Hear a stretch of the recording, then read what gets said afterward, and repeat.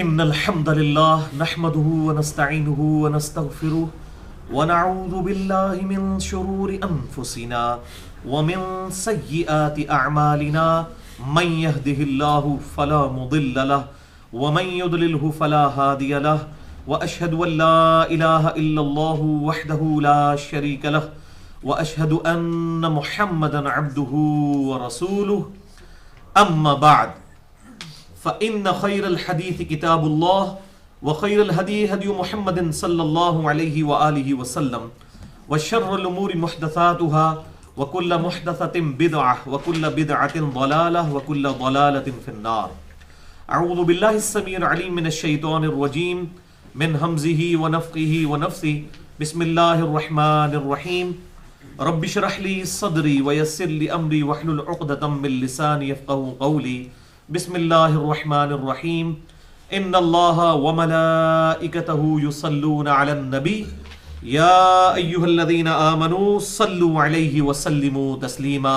اللہم صل علی محمد وعلی آل محمد کما صلیت علی ابراہیم وعلی آل ابراہیم انک حمید مجید. اللہم بارک علی محمد وعلی آل محمد کما بارکت علی ابراہیم وعلی آل ابراہیم انک حمید مجید.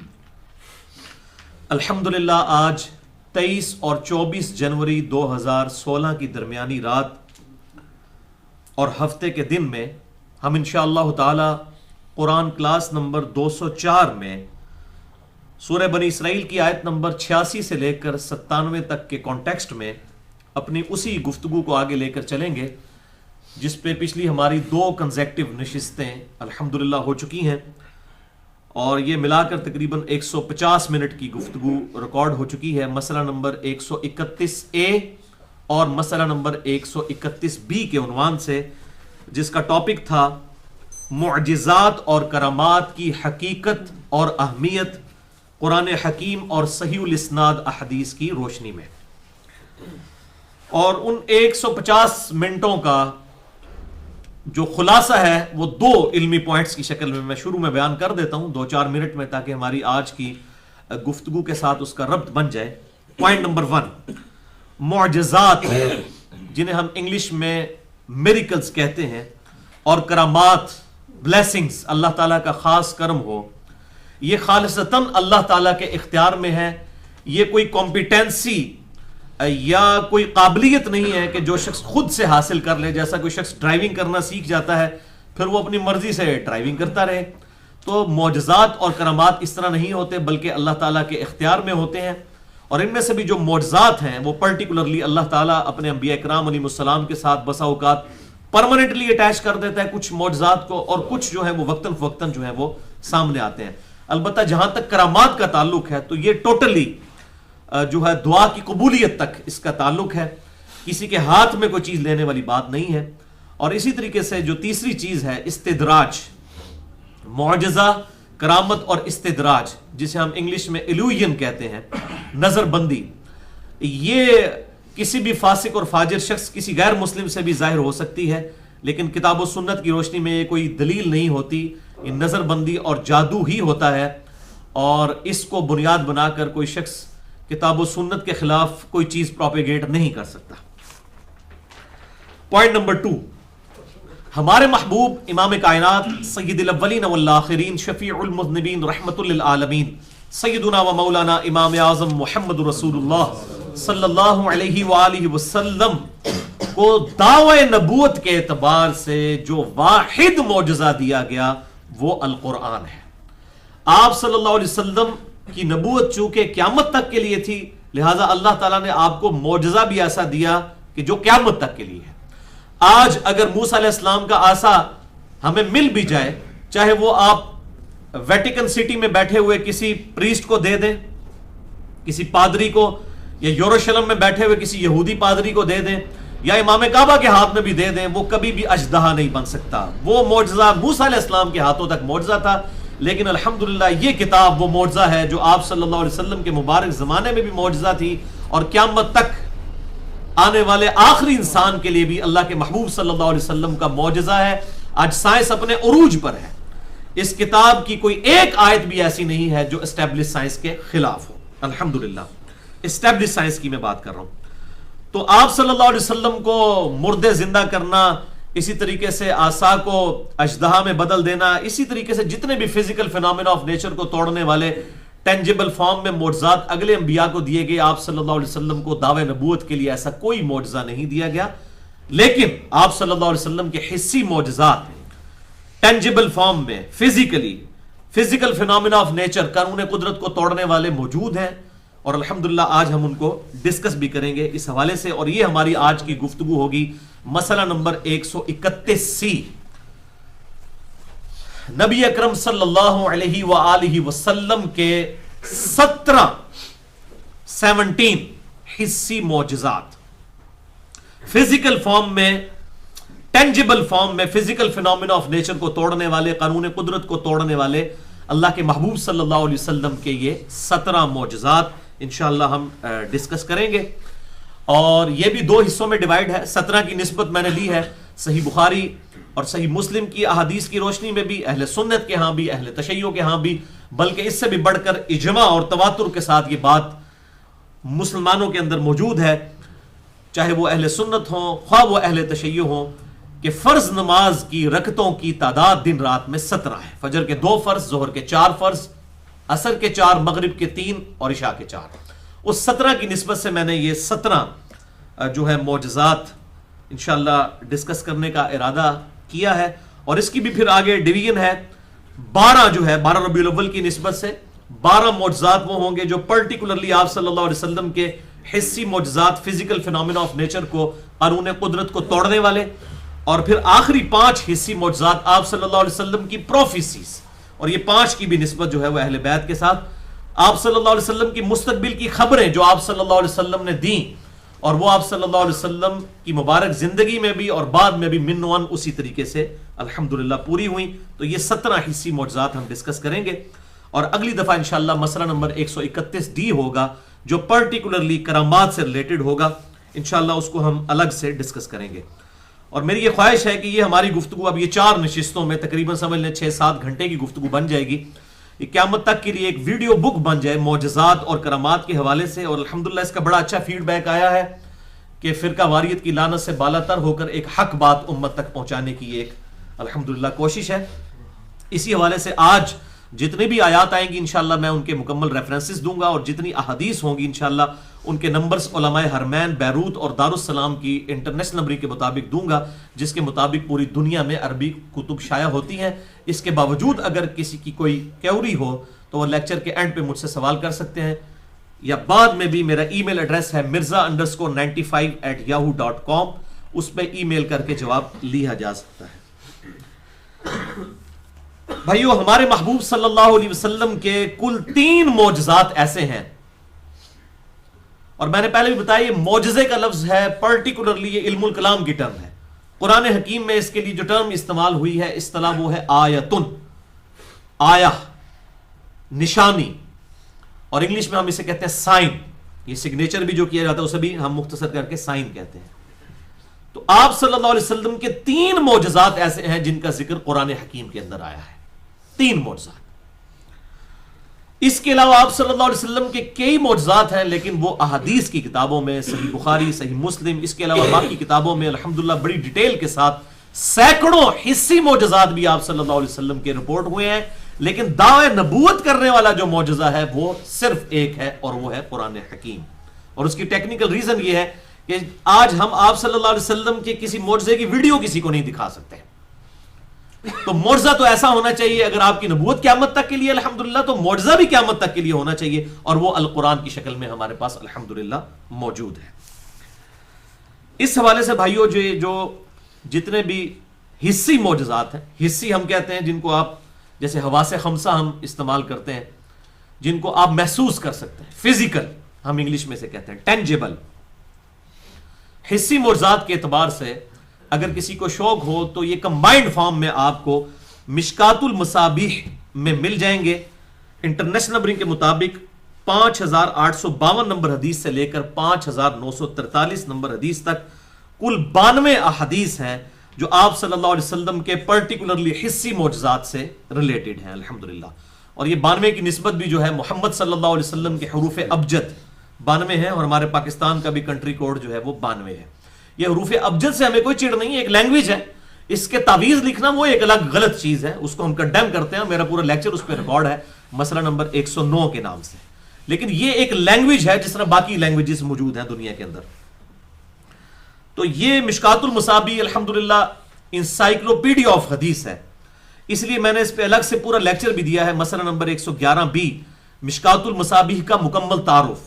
اب آپ کے پاس بخاری، مسلم، ابو داؤد، ترمذی، نسائی، ابن ماجہ یہ ساری کتابیں نہ بھی ہوں، صرف مشکات موجود ہو تو الحمدللہ آج بھی جتنی احادیث آئیں گی آپ حیران ہوں گے کہ وہ سب کی سب احادیث چاہے وہ مختلف کتابوں میں ہیں لیکن وہ سب کی سب احادیث الحمدللہ مشکات میں بھی موجود ہیں. اور میں نے یہ جو آج کے لیے 17 حصی معجزات سلیکٹ کیے ہیں، یہ سب کی سب احادیث جو ہیں وہ صحیح بخاری اور صحیح مسلم سے ہیں. کوئی حدیث میں نے اس سے باہر نہیں لی تاکہ الحمدللہ وہ صحیح اور ضعیف کا چکر بھی ختم ہو جائے. اس حوالے سے 100% احادیث آج جتنی ڈسکس ہوں گی وہ صحیح بخاری اور صحیح مسلم سے انشاءاللہ ڈسکس ہوں گی. اس کے علاوہ بھائیوں ہمارے محدثین رحمہم اللہ نے الگ سے بھی کتابیں لکھی ہیں اسی حوالے سے. اس امت میں بہت بڑا کام کیا ہے. 5ویں صدی ہجری کے اندر ایک بہت بڑے محدث گزرے ہیں امام حاکم، جنہوں نے المستدرک للحاکم لکھی ہے، المتوفى 405 ہجری. ان کے لائق ترین شاگرد گزرے ہیں 5ویں صدی ہجری کے اندر، اور ان کا نام تھا امام ابو بکر احمد بن علی بن حسین البیہقی، جنہیں مشہور امام البیہقی کہا جاتا ہے. المتوفى 458 ہجری. انہوں نے تقریباً آج سے 1000 سال قبل ایک کتاب لکھی. اس کتاب کا نام ہے دلائل النبوہ، یعنی نبوت کو جسٹیفائی کرنے والی کتاب، کہ ہم پروفٹ صلی اللہ علیہ وسلم کے بارے میں جو کلیم کرتے ہیں کہ یہ اللہ کے پیغمبر ہیں تو ہمارے پاس دلائل کیا ہیں. اس کانٹیکسٹ میں انہوں نے 3286 احادیث جمع کی ہیں دلائل النبوہ کتاب کے اندر. یہ کتاب اردو میں بھی شائع ہو چکی ہے اور 6 جلدوں کے اندر الحمدللہ موجود ہے. اور اگر آپ نیٹ پہ تلاش کریں تو بڑی آسانی کے ساتھ آپ کو اس کا PDF بھی مل جائے گا. 3286 احادیث پر مشتمل دلائل النبوہ کتاب ہے، جس میں آپ صلی اللہ علیہ وسلم کی پروفیسیز موجود ہیں، مستقبل کی پیشن گوئیاں، آپ صلی اللہ علیہ وسلم کے معجزات، ایون آپ صلی اللہ علیہ وسلم کے صحابہ کی کرامات بھی اس کے اندر موجود ہیں، کیونکہ صحابہ کی کرامات بھی آپ صلی اللہ علیہ وسلم کے معجزات کا ہی ایک کنٹینیوشن ہے الحمدللہ.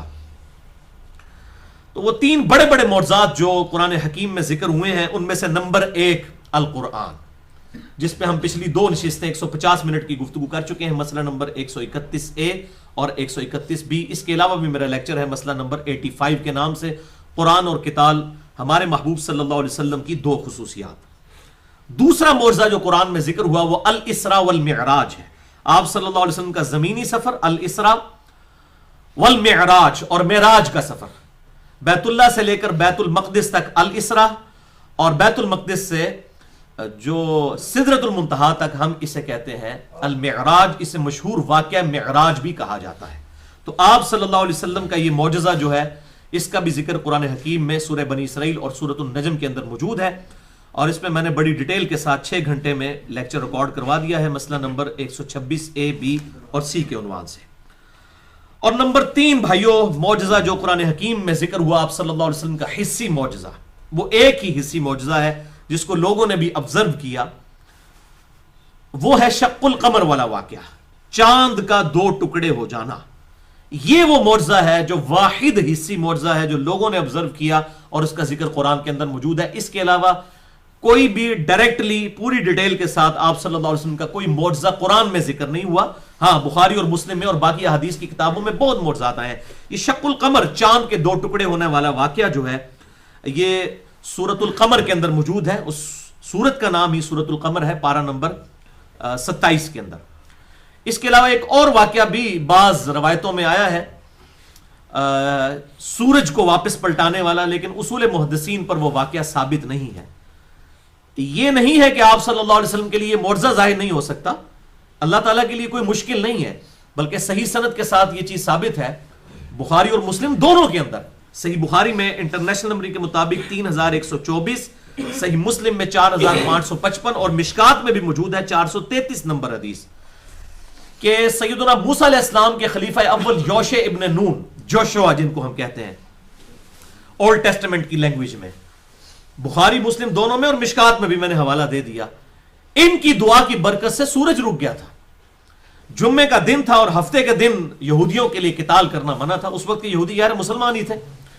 تو وقت کے پیغمبر نے یہ دعا کی کہ اے اللہ اب جو ہے وہ ہماری فتح کا وقت قریب ہے، اگر یہ رات کا وقت شروع ہو گیا اور پھر کل ہفتہ ہوا ہم قتال نہیں کریں گے، پھر کافروں کو جمع ہونے کا موقع مل جائے گا، تو اے اللہ ہمارے لیے سورج کو روک دے. اور انہوں نے کہا کہ ہم اللہ تعالیٰ کے کام پر مامور ہیں اور سورج کو اللہ تعالیٰ نے ہمارے کاموں کے اوپر مامور کیا ہوا ہے، اے اللہ یہ سورج تیرے اختیار میں ہے، تو اسے روک دے. انہوں نے بھی اللہ سے دعا کی، کوئی سورج کو اشارہ نہیں کیا، انہوں نے اللہ سے ہی دعا کی ہے. نہ وہ یہ کہ اشارے پہ کوئی کام ہونے والا ہے، اس طریقے سے دعا کی تو سورج رک گیا. تو آپ صلی اللہ علیہ وسلم کے لیے اس قسم کا جو ضعیف واقعہ ملتا ہے، اس کو اگر کوئی مانتا بھی ہے تو اس سے کوئی عقیدے میں فرق پڑنے والی بات نہیں ہے. حضرت یوشع ابن نون کے لیے یہ واقعہ ثابت ہے صحیح بخاری اور صحیح مسلم کے اندر، لہذا کوئی ایسا ایشو نہیں ہے. اب آ جائیے وہ معجزہ جو آج کا پہلا معجزہ میں نے ڈسکس کرنا ہے، شق القمر والا واقعہ جو قرآن حکیم میں سورۃ القمر کی آیت نمبر 1 سے لے کر 4 تک میں ایڈریس ہوا ہے. اعوذ باللہ من الشیطان الرجیم، بسم اللہ الرحمن الرحیم.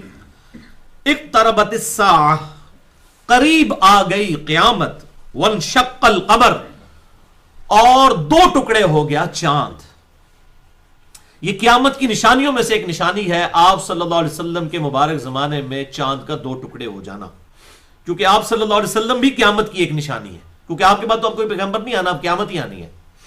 اسی لیے صحیح مسلم میں حدیث ہے انٹرنیشنل نمبر کے مطابق 2005 نمبر کہ آپ صلی اللہ علیہ وسلم جب بھی کوئی تقریر فرمایا کرتے تھے، چاہے جمعے کا خطبہ ہو، عید کا خطبہ ہو، تو آپ صلی اللہ علیہ وسلم اپنی یہ 2 انگلیاں جوڑ کر بلند فرمایا کرتے، شہادت کی انگلی اور درمیان والی انگلی، اور کہا کرتے کہ اللہ تعالیٰ نے مجھے اور قیامت کو اس طرح ساتھ بھیجا ہے جس طرح یہ 2 انگلیاں.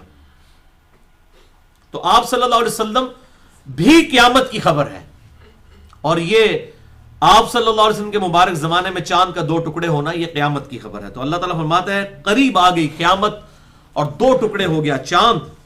وَإِن يَرَوْا آيَةً يُعْرِضُوا وَيَقُولُوا سِحْرٌ مُسْتَمِرٌ. جب بھی یہ کافر کوئی نشانی دیکھتے ہیں تو یہ کہتے ہیں کہ یہ تو کھلا جادو ہے، اور وہ اس نشانی سے منہ بھی پھیر لیتے ہیں. وَكَذَّبُوا وَاتَّبَعُوا أَهْوَاءَكُمْ. اور انہوں نے ہمارے محبوب صلی اللہ علیہ وسلم کے لیے جو نشانی ظاہر ہوئی اس کو بھی جھٹلایا اور اپنی خواہش نفس کی پیروی کی. وَكُلُّ أَمْرٍ مُسْتَقِرٍ. اور ہر کام کے لیے ایک انجام مقرر ہے، یعنی ہمارے پیغمبر کا انکار کرو گے تو اس کا انجام آنے والا ہے تمہارے لیے عذاب کی شکل میں. وَلَقَدْ جَاءَهُم مِّنَ الْأَنبَاءِ مَا فِيهِ مُزْدَجَرٌ. اور پہنچ چکی ہیں ان کے پاس اگلی قوموں کی تباہی کی خبریں جو کہ بڑی عبرت والی خبریں ہیں. تو ڈر جاؤ، ہمارے محبوب صلی اللہ علیہ وسلم کا انکار نہ کرو، ورنہ تم پر بھی وہ عذاب آئے گا. اور وہ الٹیمیٹلی عذاب جو ہے قتال کی شکل میں مسلمانوں کے ہاتھوں سے ان کافروں پر اللہ تعالیٰ نے توڑوایا. اسی کی ڈیٹیل صحیح بخاری اور صحیح مسلم دونوں کے اندر موجود ہے.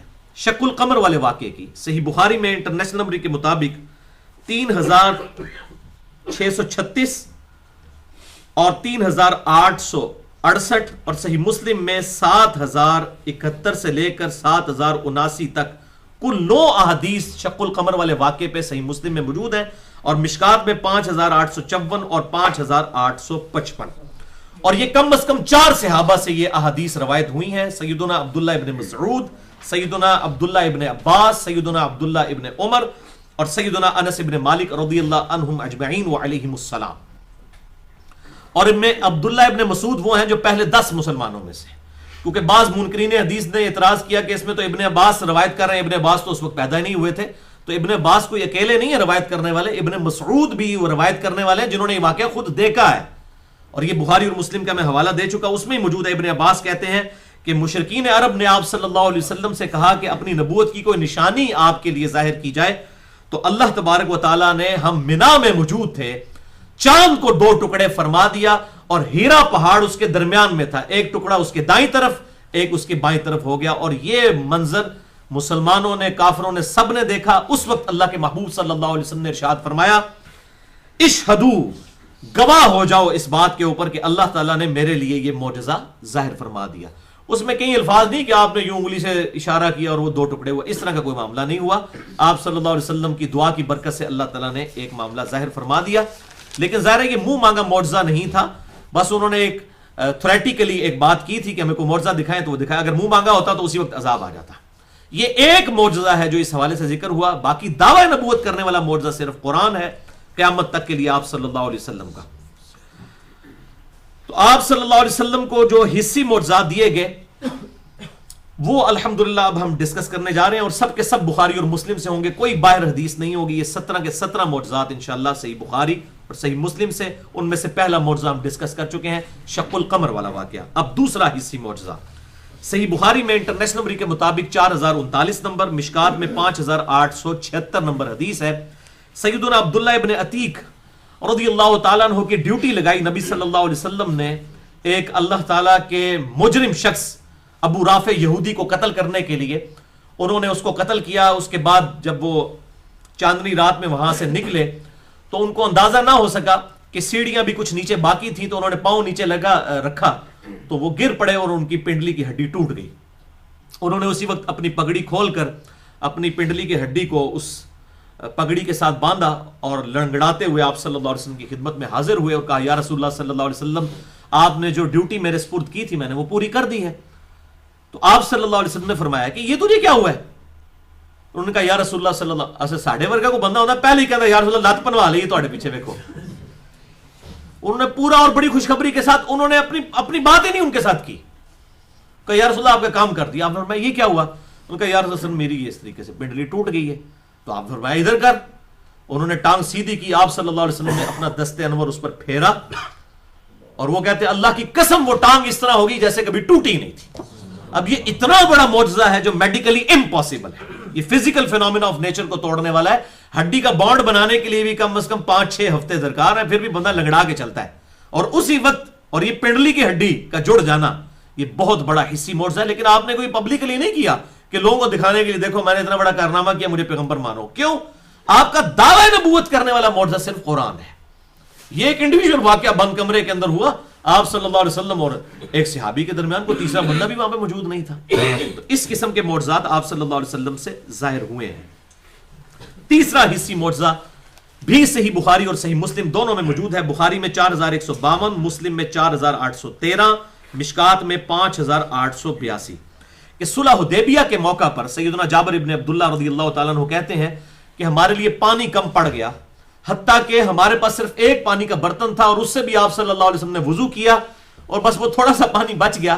تو ہم اللہ کے محبوب صلی اللہ علیہ وسلم کی خدمت میں حاضر ہوئے کہ یا رسول اللہ صلی اللہ علیہ وسلم ہم سب نے ابھی وضو کرنا ہے، پانی پینا ہے، جانوروں کو پلانا ہے، ہمارے پاس پانی نہیں ہے. تو آپ صلی اللہ علیہ وسلم نے اس برتن مبارک میں اپنا ہاتھ رکھا اور صحابہ کہتے ہیں کہ ہم نے اپنی آنکھوں سے دیکھا کہ آپ کی انگلیوں کے پوروں سے پانی کے چشمے پھوٹ پڑے. چشمے گوشت میں سے، پتھر میں سے نہیں. موسیٰ علیہ السلام کی دفعہ تو پتھر میں سے پانی نکلا، پتھر میں سے پانی نکل آتا ہے، گوشت میں سے پانی نکلنا اور پانی کے چشمے پھوٹ پڑے. صحابہ اکرام کہتے ہیں ہم نے سب نے وضو بھی کیا، پانی پیا بھی، جانوروں کو پلایا، سٹور بھی کر لیا. وہ تابعی کہتے ہیں جابر بن عبداللہ یہ بتائیے کہ آپ لوگ کتنے لوگ تھے جنہوں نے ایک پانی کے برتن سے ہی سب کچھ کیا؟ وہ جو ہے بھی چھاگل تھی ایک ہاتھ سے اٹھائی جانے والی. انہوں نے کہا کہ اس وقت اگر ہم 1,00,000 بھی ہوتے نا تو وہ پانی زیادہ تھا. البتہ ہم اس وقت 1500 تھے.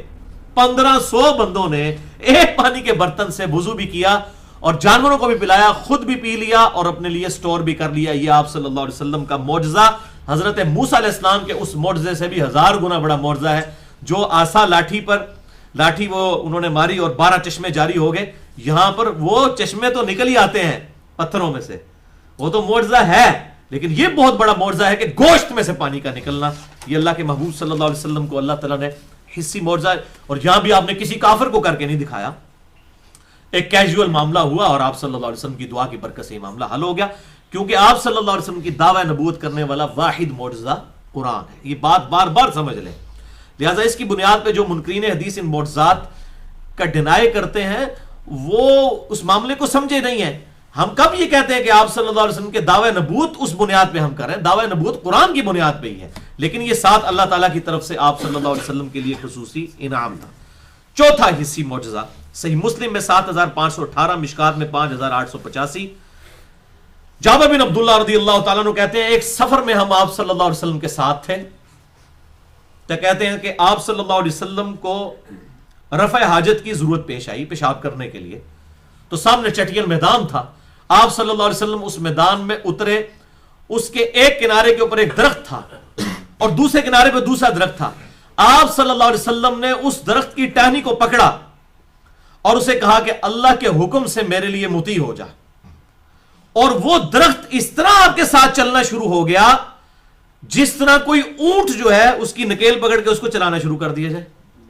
پھر دوسری طرف آپ صلی اللہ علیہ وسلم کے اس کو بھی کہا، وہ بھی درخت اس طرح زمین پہ چلتا ہوا، دونوں درخت آ کر ملے اور انہوں نے آپ صلی اللہ علیہ وسلم کے لیے جو ہے وہ پردہ کیا، آپ صلی اللہ علیہ وسلم پیشاب کر کے فارغ ہوئے، پھر آپ صلی اللہ علیہ وسلم نے ان درختوں کو حکم فرمایا تو وہ واپس ہی چلتے ہوئے اس طریقے سے اپنی جگہوں پر چلے گئے۔ اور یہ جابر بن عبداللہ کہتے ہیں میں نے اپنی آنکھوں سے یہ منظر دیکھا اور اللہ تعالیٰ نے میرا ایمان بڑھا دیا آپ صلی اللہ علیہ وسلم کے سامنے اس طریقے سے ایک فزیکل معجزہ۔ اور یہ دیکھ لیں یہ بھی کوئی پبلکلی اس طرح نہیں ہوا، ایک بندے نے دیکھا آپ صلی اللہ علیہ وسلم نے اس کی بنیاد پہ کوئی دعوی نبوت نہیں کیا، یہ آپ کے ساتھ اس طریقے سے اللہ تبارک و تعالیٰ معاملات فرمایا کرتا تھا۔ الحمدللہ۔ پانچواں حصی معجزہ صحیح بخاری میں 933 نمبر، صحیح مسلم میں 2078 اور مشکات میں 5902۔ انس بن مالک کا بیان ہے کہ ایک دفعہ مدینہ شریف میں قحط پڑ گیا، اللہ کے محبوب صلی اللہ علیہ وسلم جمعے کا خطبہ دے رہے تھے، ایک شخص عین جمعے کے خطبے میں کھڑا ہوا، کہا یا رسول اللہ ہمارے مویشی ہلاک ہو گئے، ہم بھی پیاس سے مر گئے، قحط ہے، اللہ کے حضور دعا کیجئے کہ بارش نازل ہو۔ اللہ کے محبوب صلی اللہ علیہ وسلم نے اسی وقت دعا کے لیے ہاتھ بلند کیے، اور آپ صلی اللہ علیہ وسلم ابھی ممبر سے نیچے بھی نہیں اترے تھے کہ آپ کی داڑھی مبارک سے بھی بارش کے پانی کے قطرے بہ رہے تھے، اتنی تیزی سے بارش شروع ہوگی۔ اور صحابہ کہتے ہیں ہم جب گئے دور دور تک کوئی بارش کے آثار نہیں تھے، اور وہ بارش ایسی ہوئی کہ پورا ہفتہ بارش ہوتی رہی۔ اگلے ہفتے وہی آدمی کھڑا ہو گیا، اس نے کہا یا رسول اللہ ہمارے مکان گر گئے بارش کی وجہ سے، اللہ کے حضور دعا کریں کہ ہماری زمینوں پر تو بارش ہو، ہمارے مکانوں کے اندر بارش نہ ہو، اللہ کے حضور دعا کیجئے۔ تو اللہ کے محبوب صلی اللہ علیہ وسلم نے دعا فرمائی، یہاں پر بخاری کے الفاظ ہیں، آپ نے اپنے مبارک انگلی سے یوں اشارہ فرمایا، تو آپ صلی اللہ علیہ وسلم جہاں اشارہ فرماتے جاتے وہاں سے بادل پھٹتے جاتے، اور مدینہ جو ہے وہ حوض کی شکل میں بن گیا، ارد گرد پہ بارش ہو رہی تھی، وہ پانی ادھر آ کے جمع ہوتا تھا، لیکن مدینے کے اندر بارش نہیں تھی، ارد گرد بارش ہو رہی تھی۔ اور صحابہ کہتے ہیں ہم گئے تو بارش میں تھے، جب واپس آئے تو بالکل دھوپ نکلی ہوئی تھی۔ اب یہ بہت بڑا معجزہ ہے، آپ صلی اللہ علیہ وسلم کو اللہ تعالیٰ نے اس اعتبار سے اکرام فرمایا۔ چھٹا حصی معجزہ صحیح بخاری میں 119، صحیح مسلم میں 6397 سے 6400 تک 4 احادیث ہیں، اور مشکات میں 5896۔ سیدنا ابو ہریرہ رضی اللہ تعالیٰ عنہ کہتے ہیں کہ یا رسول اللہ صلی اللہ علیہ وسلم میں آپ سے بہت کچھ سنتا ہوں لیکن بھول جاتا ہوں، میرے لیے کوئی دعا فرمائیے۔ تو آپ صلی اللہ علیہ وسلم نے فرمایا کہ اپنی چادر بچھاؤ، انہوں نے چادر بچھائی، آپ صلی اللہ علیہ وسلم نے یوں آسمان سے ایسے ہوا میں سے ایک جو ہے وہ مٹھی بھری اور ان کی چادر میں یوں رکھ دی اور فرمایا اسے اپنے سینے سے لگا لو۔ وہ کہتے ہیں کہ میں نے وہ سینے سے لگائی اور اللہ کی قسم اس کے بعد میں کوئی بات آپ سے سنی ہوئی نہیں بھولا۔ یہی وجہ ہے سب سے زیادہ احادیث سیدنا ابو ہریرہ نے روایت کی ہیں رضی اللہ تعالیٰ عنہ۔ یہ آپ صلی اللہ علیہ وسلم کی دعا کی برکت، یہ آپ کا معجزہ تھا کہ حضرت ابو ہریرہ رضی اللہ تعالیٰ عنہ کو اتنی باتیں الحمدللہ یاد رہتی تھی۔ اسی کانٹیکسٹ میں وہ واقعہ بھی یاد کر لیں جو صحیح مسلم میں 6396 اور مشکات میں بھی موجود ہے 5895 نمبر، کہ حضرت ابو ہریرہ کہتے ہیں کہ میری والدہ آپ صلی اللہ علیہ وسلم کو گالیاں دیا کرتی تھی اور میں بڑا تنگ آ گیا۔ ایک دن تو میں نے کہا یا رسول اللہ صبر کا پیمانہ لبریز ہو گیا، اب تو آپ دعا کر دیجئے میری والدہ کے لیے، وہ آپ کی اتنی دشمن ہے، مجھ سے برداشت نہیں ہوتا، آپ مجھے صبر کا کہتے ہیں، مجھ سے برداشت نہیں ہوتا۔ تو آپ صلی اللہ علیہ وسلم نے دعا کے لیے ہاتھ اٹھائے، حضرت ابو ہریرہ کہتے ہیں میں نے دڑکی لگا دی۔ اندازہ کریں کہ ایک عورت جو آپ صلی اللہ علیہ وسلم کی اتنی سخت دشمن ہے، جس کی دشمنی میں کوئی دوسری رائے نہیں ہے، اور اس کا بیٹا آگے کہہ رہا ہے کہ بس ایک دعا کرنے کی برکت، کہتے ہیں میں نے دڑکی لگا دی، گھر پہنچا تو دروازہ بند، اندر سے نہانے کی آواز آ رہی، اور میری والدہ نے کہا ابو ہریرہ باہر ہی رہو۔ دروازہ کھولتے ہی انہوں نے کہا کہ میں گواہی دیتی ہوں کہ اللہ تعالیٰ ایک ہے اور محمد صلی اللہ علیہ وسلم اس کے رسول ہیں، مجھے رسول اللہ صلی اللہ علیہ وسلم کے پاس لے چلو۔ پتہ نہیں کیا معاملہ ہوا، کیا اللہ تعالیٰ نے دل کے اوپر کیا، جو صحیح مسلم میں حدیث ہے کہ انسان کا دل رحمان کی 2 انگلیوں میں ہے، چاہے تو یہاں پلٹ دے چاہے وہاں پلٹ دے۔ ایسا معاملہ فرمایا، اور انہوں نے الحمدللہ کلمہ پڑھا اور وہ مسلمان ہو گئی. یہ بھی آپ صلی اللہ علیہ وسلم کا ایک معجزہ. اس حوالے سے یہ جو بعض لوگ ما فوق الاسباب اور ما تحت الاسباب کی ڈفرینسیشن کرتے ہیں، یہ بالکل غلط ہے. اب دیکھیں حافظہ جو ہے یہ ما فوق الاسباب ہے. یہ حافظہ کوئی ایسی چیز نہیں جو آپ پیسے دے کے خرید سکیں، اسباب میں تو داخل ہی نہیں ہے چیز. دنیا کی کوئی دعائی آپ کا حافظہ نہیں صحیح کر سکتی کہ آپ جو یاد رکھیں وہ اگر یہ ہونا شروع ہو جائے تو معاملہ یہ آسان ہو جائے کہ آپ دعائی کسی کو کھلائیں اور وہ جو بات اس کے سامنے وہ بھولے ہی نا.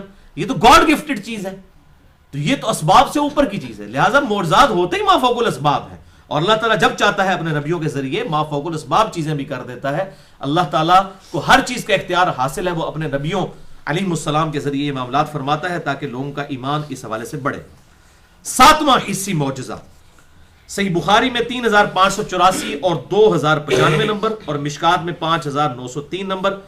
جابر بن عبداللہ رضی اللہ تعالیٰ عنہ کہتے ہیں کہ آپ صلی اللہ علیہ وآلہ وسلم مسجد نبوی میں ایک کھجور کے تنے کے ساتھ ٹیک لگا کے خطبہ ارشاد فرمایا کرتے تھے. ایک انصاری عورت نے آپ صلی اللہ علیہ وسلم کے لیے ممبر بنا کر گفٹ کیا، تو آپ صلی اللہ علیہ وسلم اس ممبر پر جلوہ افروز ہوئے اور آپ نے وہ جمعے کا خطبہ اس ممبر پر دیا. جیسے ہی آپ ممبر پر چڑھے تو صحابہ کہتے ہیں کہ چیخوں کی آواز آئی، جیسا کہ کوئی اونٹنی کا چھوٹا بچہ جو ہے وہ چیخیں مار کے روتا ہے.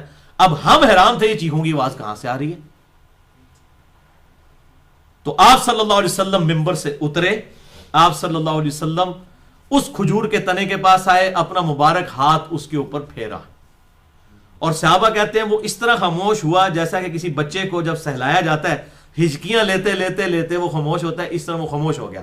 پھر آپ صلی اللہ علیہ وسلم نے فرمایا کہ یہ کھجور کا تنا اللہ کے ذکر سے محروم ہو جانے کی وجہ سے رو رہا تھا کہ میں اس کے ساتھ ٹیک لگا کر جو ہے وہ خطبہ دیا کرتا تھا.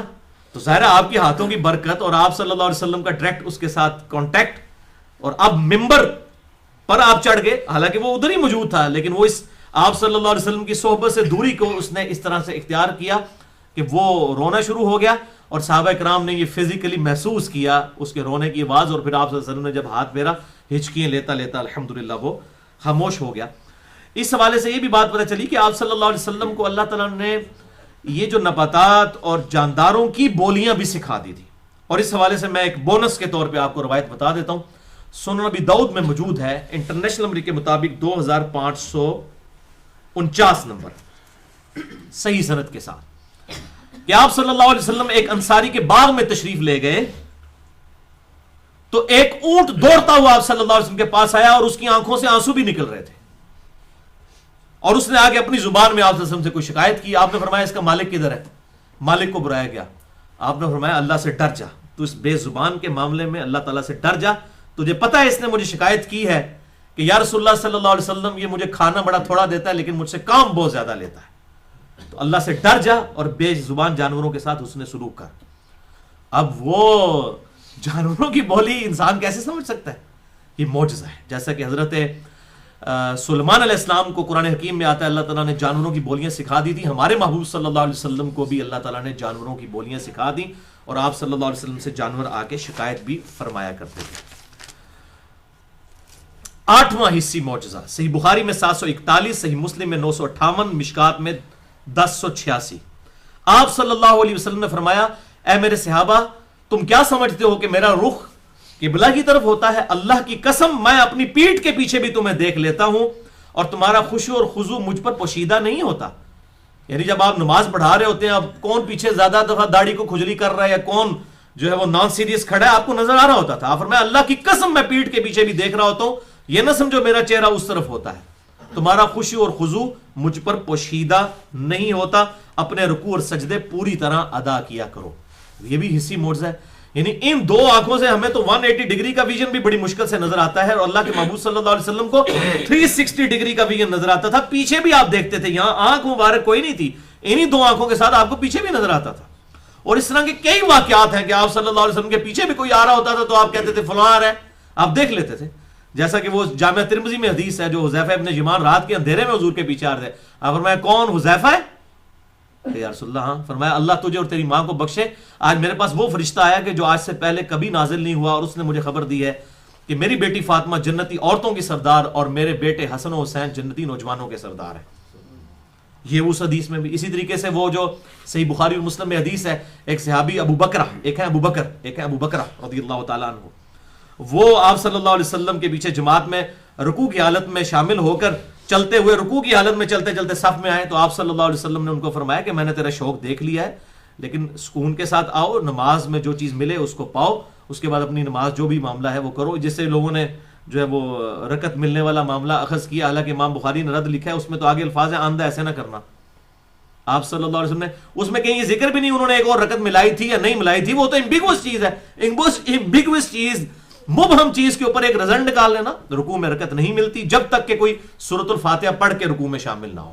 اس زمانے میں ہو بھی جاتے تھے لوگ, اتنے لمبے رکوع ہوا کرتے تھے آپ صلی اللہ علیہ وسلم کے, تو فاتحہ پڑھ کے بھی لوگ شامل ہو سکتے تھے. تو وہ بھی آپ صلی اللہ علیہ وسلم نے پیچھے سے اس لیے دیکھ لیا کہ آپ کو پیچھے نظر آتا تھا. تو یہ آپ صلی اللہ علیہ وسلم کا بہت بڑا حصی معجزہ. 9واں معجزہ صحیح بخاری میں 3579, مشکات میں 5910. دیکھ لے کوئی معجزہ بھی بخاری اور مسلم سے باہر نہیں ہے, اور سب کے سب مشکات میں بھی موجود ہے. سیدنا عبداللہ ابن مسعود رضی اللہ تعالیٰ عنہ کہتے ہیں کہ ایک سفر کے دوران پانی کم پڑ گیا, تو آپ صلی اللہ علیہ وسلم کی خدمت میں پانی کا کٹورا پیش کیا گیا, اور میں نے اپنی آنکھوں سے دیکھا کہ آپ کی مبارک انگلیوں سے پانی کے چشمے جاری ہوئے, جس سے صحابہ اکرام نے وضو کیا. اور پھر ابن مسعود کہتے ہیں میں نے خود دیکھا کہ ہم جب آپ کے ساتھ کھانا کھایا کرتے تھے تو ہمیں کھانے کی تسبیح کی آواز بھی آیا کرتی تھی, کھانے کی تسبیح کی. اور یہ قرآن حکیم میں آیت بھی موجود ہے, سورہ بنی اسرائیل آیت نمبر 44, اعوذ باللہ من الشیطان الرجیم, وَإِن مِّن شَيْءٍ إِلَّا يُسَبِّحُ بِحَمْدِهِ, اور کوئی بھی چیز ایسی نہیں ہے جو اللہ کی حمد کے ساتھ اس کی تسبیح بیان نہ کرتی ہو, وَلَٰكِن لَّا تَفْقَهُونَ تَسْبِيحَهُمْ, لیکن تم ان کی تسبیح کو سمجھ نہیں سکتے. جب پیغمبر موجود ہو تو اللہ تعالیٰ بسا اوقات سنوا بھی دیتا تھا. وہ کہتے ہیں ہم نے خود سنا کھانا کھاتے. آپ ذرا امیجن کریں, آپ کھانا کھا رہے ہوں اور لقمہ آپ کے منہ میں جا رہا ہو, اس میں سے سبحان اللہ یا بحمدی کی آواز آ رہی ہو, تو آپ کا ایمان کس لیول پہ ہوگا. یہی وجہ سے صحابہ کرام کا ایمان کس ایپیکس اور چوٹی پہ ہوتا تھا. انہوں نے فزیکلی اس طرح کے حصی معجزات آپ صلی اللہ علیہ وسلم کے دیکھے ہوئے تھے. 10واں حصی معجزہ صحیح بخاری میں 4101, صحیح مسلم میں 5315, مشکات میں بھی موجود ہے 5877. جابر بن عبداللہ انصاری رضی اللہ تعالیٰ عنہ کہتے ہیں غزوہ خندق کے موقع پر آپ صلی اللہ علیہ وسلم کی خدمت میں حاضر ہوئے اور کہا یا رسول اللہ صلی اللہ علیہ وسلم, خندق کھودتے ہوئے ایک پتھر ایسا ہے جو ٹوٹ نہیں رہا, بڑی کوشش کی ہے اس چٹان کے اوپر, ہم نے بڑے کدال مارے وہ ٹوٹتا نہیں, تو آپ نے فرمایا میں خود آتا ہوں. اب آپ صلی اللہ علیہ وسلم خود بنفس نفیس تشریف لائے, اور صحابہ کہتے ہیں کہ ہم نے دیکھا کہ آپ صلی اللہ علیہ وسلم کے پیٹ مبارک پہ پتھر بھوک کی وجہ سے تھے, بندھے ہوئے, پتھر بندھے ہوئے تھے تاکہ پیٹ کو سہارا ہو جائے. آپ صلی اللہ علیہ وسلم نے ایک کدال ماری اور وہ پوری چٹان ریت کی طرح ایسے بیٹھ گئی. یہ معجزہ ہی ہے. اور پھر وہاں پر حضرت جابر ابن عبداللہ کہتے ہیں میں نے جب حضور کی حالت دیکھی تو میں نے آپ صلی اللہ علیہ وسلم کے لیے ارادہ کیا کہ آپ کو میں کھانا کھلاؤں گھر جا کے. اور صحابہ کہتے ہیں 3 دن کا فاقہ تھا آپ صلی اللہ علیہ وسلم اور باقی اصحاب پہ, 3 دن کا فاقہ.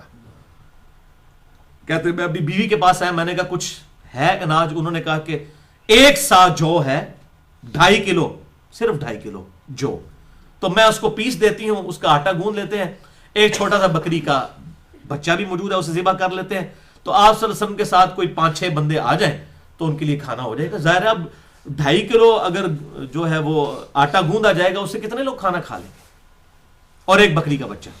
اسی واقعے کو پھر آگے لوگوں نے جوڑ کے پتہ نہیں کہا کہ جی وہ حضرت جابر کے 2 بیٹے تھے, ایک نے دوسرے کو ذبح کر دیا, آپ نے بکری کا بچہ اس کو بھی زندہ کر دیا, اس بچے کو. بالکل جھوٹ ہے بھائی, کوڑ مار دینے. ایسے ہی بخاری واقعہ موجود ہے 4101, صحیح مسلم 5315, مشکات 5877. جعلی باتیں خود سے ساتھ ایڈ کی ہوئی ہیں.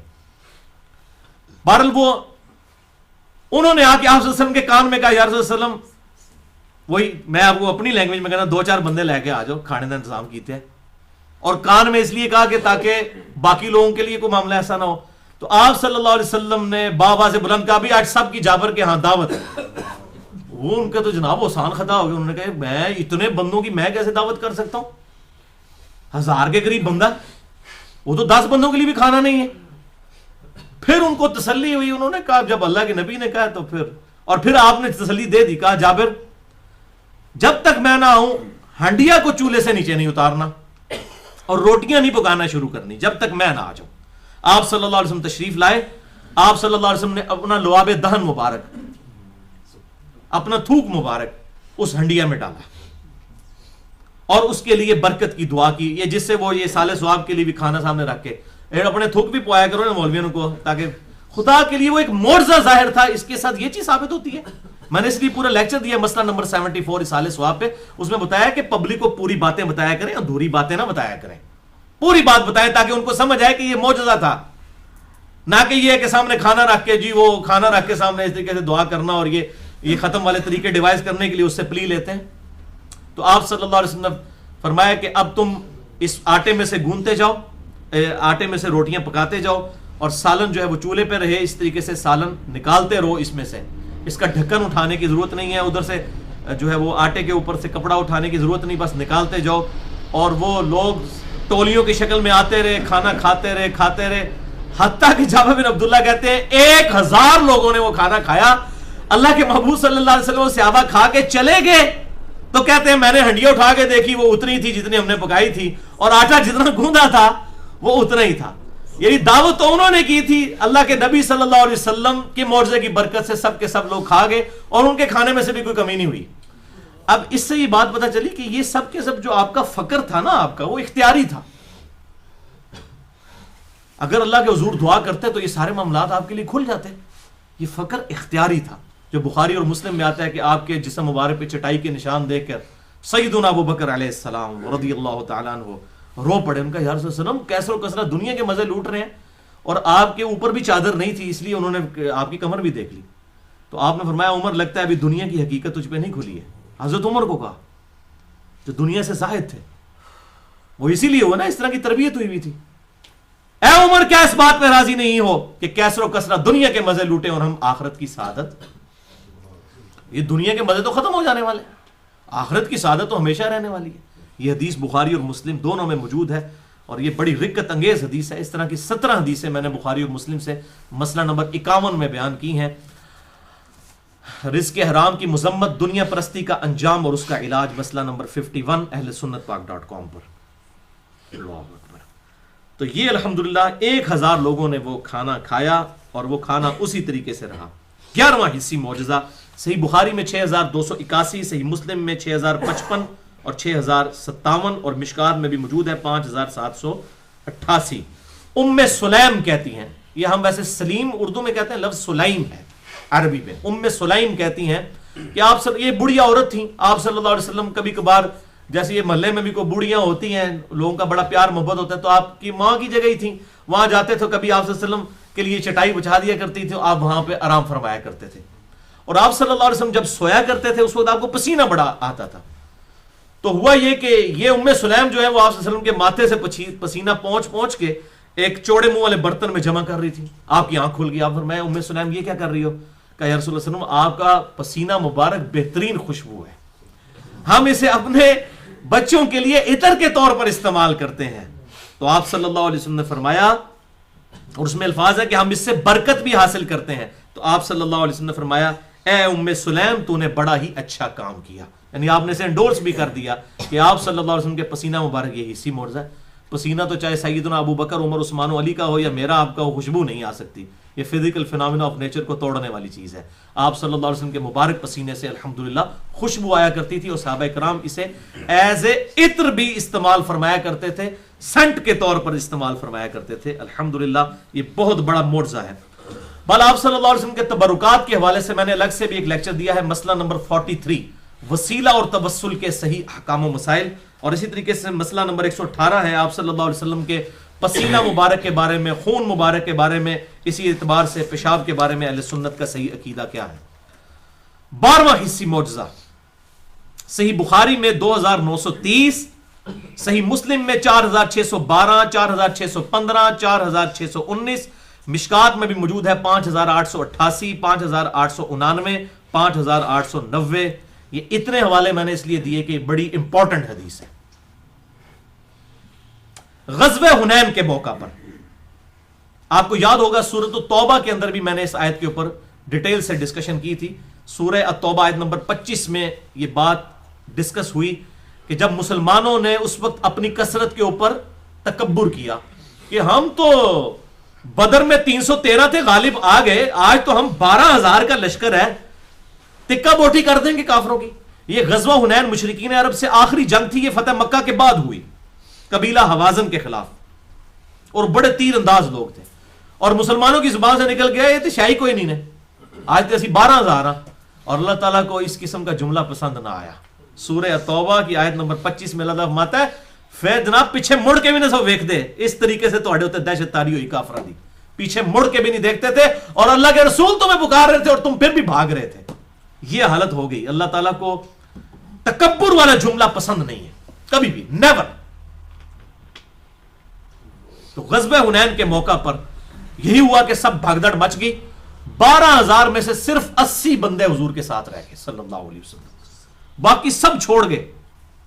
یہ فتح مکہ کے بعد کا واقعہ. ایسی بھگدڑ مچی ان کے تیروں کی ڈر کی وجہ سے. اب یہ ایک موقع ہوتا ہے جس میں پتہ چلتا ہے کہ لیڈر فرنٹ سے لیڈ کرے آگے.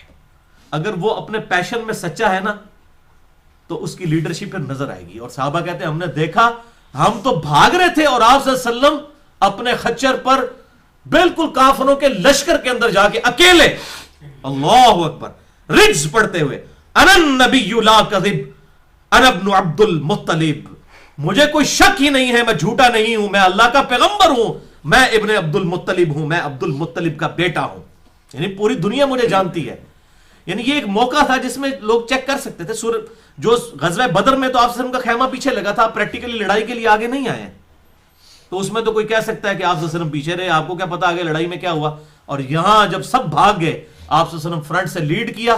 انا النبی لا کذب انا ابن عبد المطلب، میں عبد المطلب کا بیٹا ہوں، میں اللہ کا پیغمبر ہوں، کوئی شک ہی نہیں ہے، مجھے اپنی نبوت میں کوئی شک ہی نہیں ہے. اور پھر آپ صلی اللہ علیہ وسلم نے یوں زمین کے اوپر ہاتھ مارا اور ایک کنکریوں کی مٹھی پکڑی، اور آپ صلی اللہ علیہ وسلم نے فرمایا، یوں آپ نے اس پہ پھینکتے ہوئے فرمایا کہ ان سب کے چہرے جھلس جائیں. اور صحابہ کہتے ہیں اللہ کی قسم سب کی آنکھوں میں جا کے وہ لگی اور سب کے سب اندھے ہو گئے سامنے.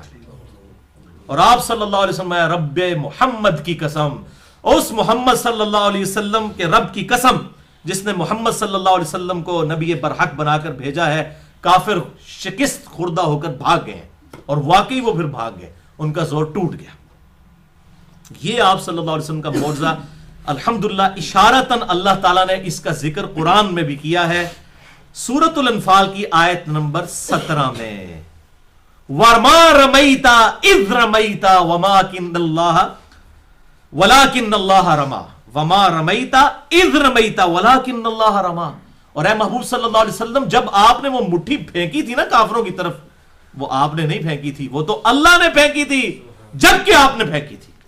اللہ، یعنی وہ اللہ کا معجزہ ظاہر ہوا کہ آپ صلی اللہ علیہ وسلم کے مبارک ہاتھوں نے وہ جو کنکریوں کی مٹھی پھینکی کافروں پر، اللہ تعالیٰ نے فرمایا یہ ہم نے پھینکی تھی، جو آپ نے پھینکی یہ ہمارے ڈیوائن ڈیسیژن اس کے پیچھے تھا.